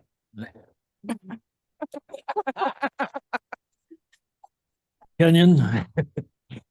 Roll call, please. Bates. Berman. Doherty. Doherty, yes. Thank you. Davis. Davis, yes. Ford. Ford, yes. Gums. Gums, yes. Iqbal. Iqbal, yes. Kenyon. Yes. Caius. Nice, yes. Lewis. Yes. Linder.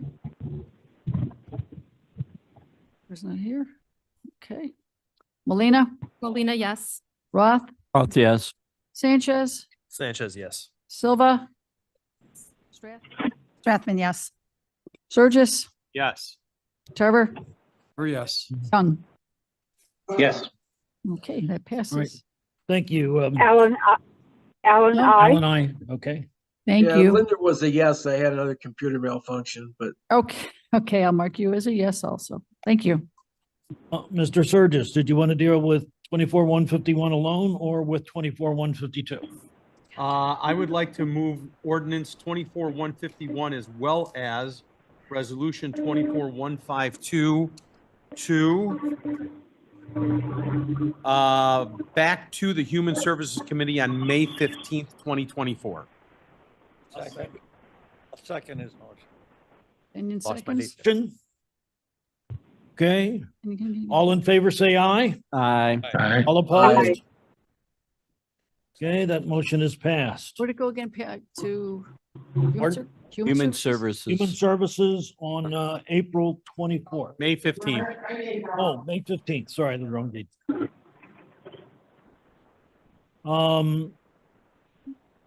That's it. We need to go to the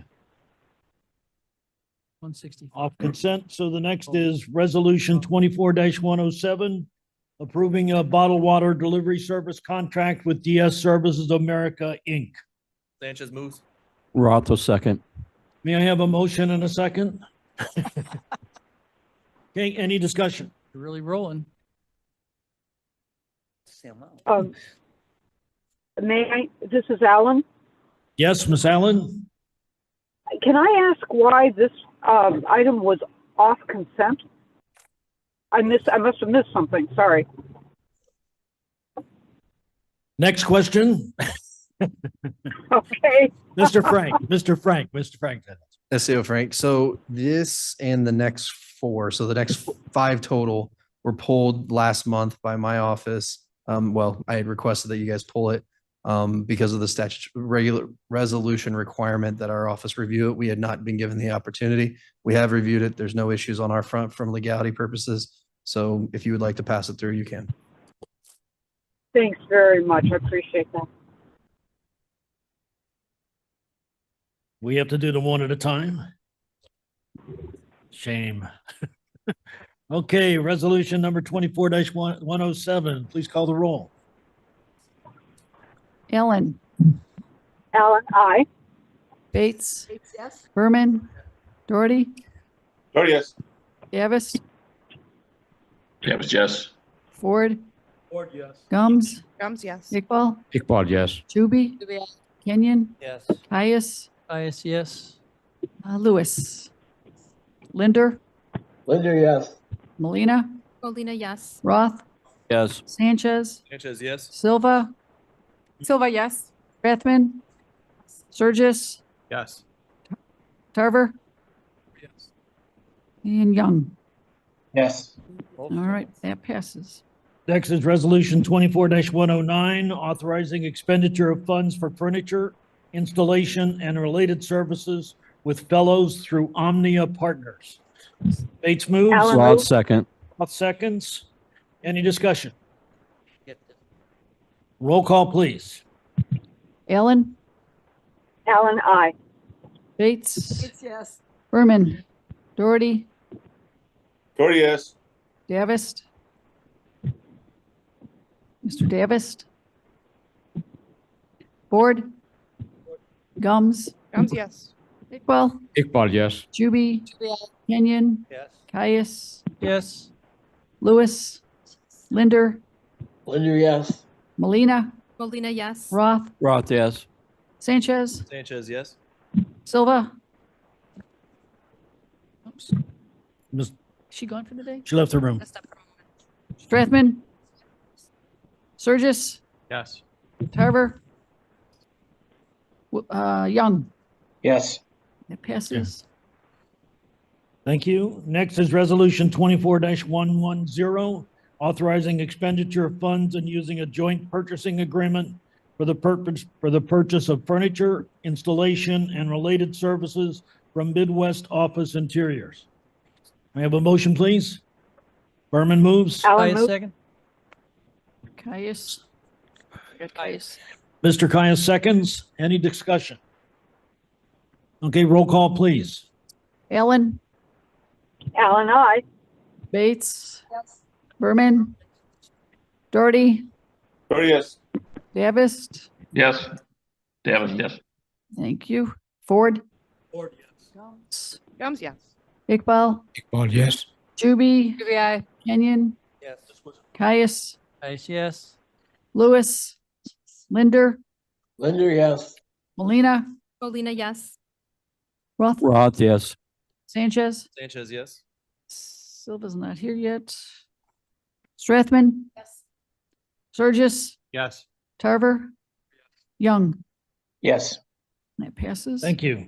Next is Resolution 24-111, authorizing expenditure of funds and using a joint purchasing agreement for the purchase of maintenance, repair, and operations, supplies, and equipment through Lowe's Pro. May I have a motion, please? Caius. Berman. Caius and Berman. Who moved? You guys are too fast for me. Caius and Berman. Caius and Berman, thank you. Any discussion? Roll call, please. Allen. Alan, I. Bates. Bates, yes. Berman. Doherty. Yes. Davis. Davis, yes. Ford. Ford, yes. Gums. Gums, yes. Iqbal. Iqbal, yes. Juby. QBI. Kenyon. Yes. Caius. Caius, yes. Lewis. Yes. Linder. Linder, yes. Molina. Molina, yes. Roth. Roth, yes. Sanchez. Sanchez, yes. Silva. Silva, yes. Strathman. Yes. Burgess. Yes. Tarver. Young. Yes. Passes. Thank you. Resolution 24-114, authorizing the Building Management Department to participate in the Omnia Joint Purchasing Agreement with Amazon Services LLC online marketplace. Bates moves. Roth seconds. Seconds. Any discussion? Roll call, please. Allen. Alan, I. Bates. Yes. Berman. Berman, yes. Doherty. Yes. Davis. Davis, yes.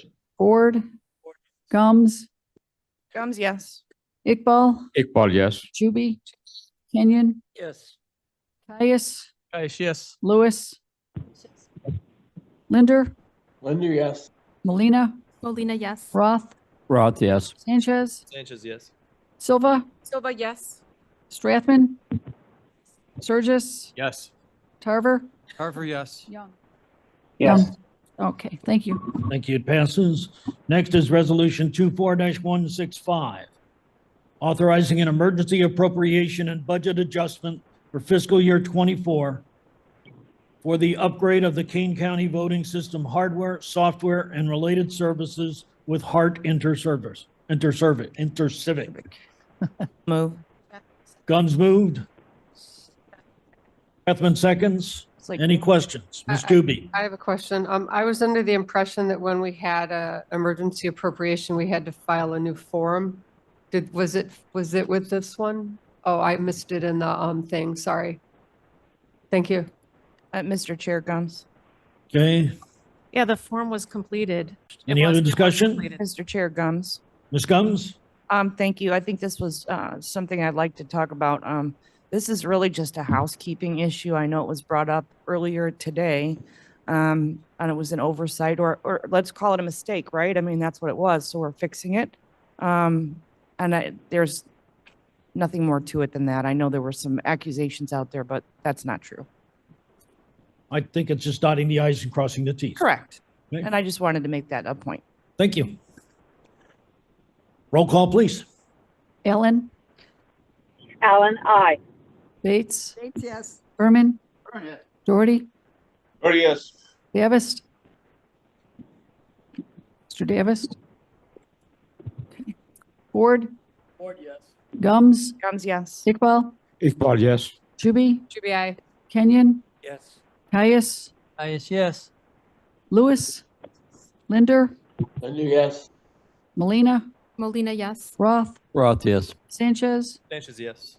Silva, Silva, yes. Strathman, Surges, Yes. Tarver, Young. Yes. That passes. All right, thank you. New business. Is there any new business to discuss? Oh, 166. Yes, Mr. Chairman, David Young. Mr. Young? I brought up earlier today in my public speaking about that proclamation that was passed during public service. And as you guys notice, it passed through committee and it did not get placed on the agenda. And when I asked about that, and the response from the state's attorney's office was it was basically her prerogative to do that. So I am frustrated about that. I think that depending upon what your ideology is or what you feel, if it goes through committee, it should be voted upon by the whole entire board. And if that is the way things are going to be done in the future, there might be a different chairman of the board. So do we really want to set this precedent going forward? I'll call upon our state's attorney to respond to that. So Mr. Young is correct that what happened was it was passed out through committee by a majority vote. The chair of each committee and the chair of this board then does have the prerogative to not place something on the agenda. There are ways, Mr. Young, and we can advise you of that, of how then to get it back onto the agenda. But this is what Mr. Young raised, is that ultimately it would have been the decision of the chairwoman to have not placed the resolution on this agenda after passing out of a committee. And if I may add to that, I believe the Madam Chair also explained that there was a key error associated with that particular document, which was part of the reason why she decided not to put on the agenda.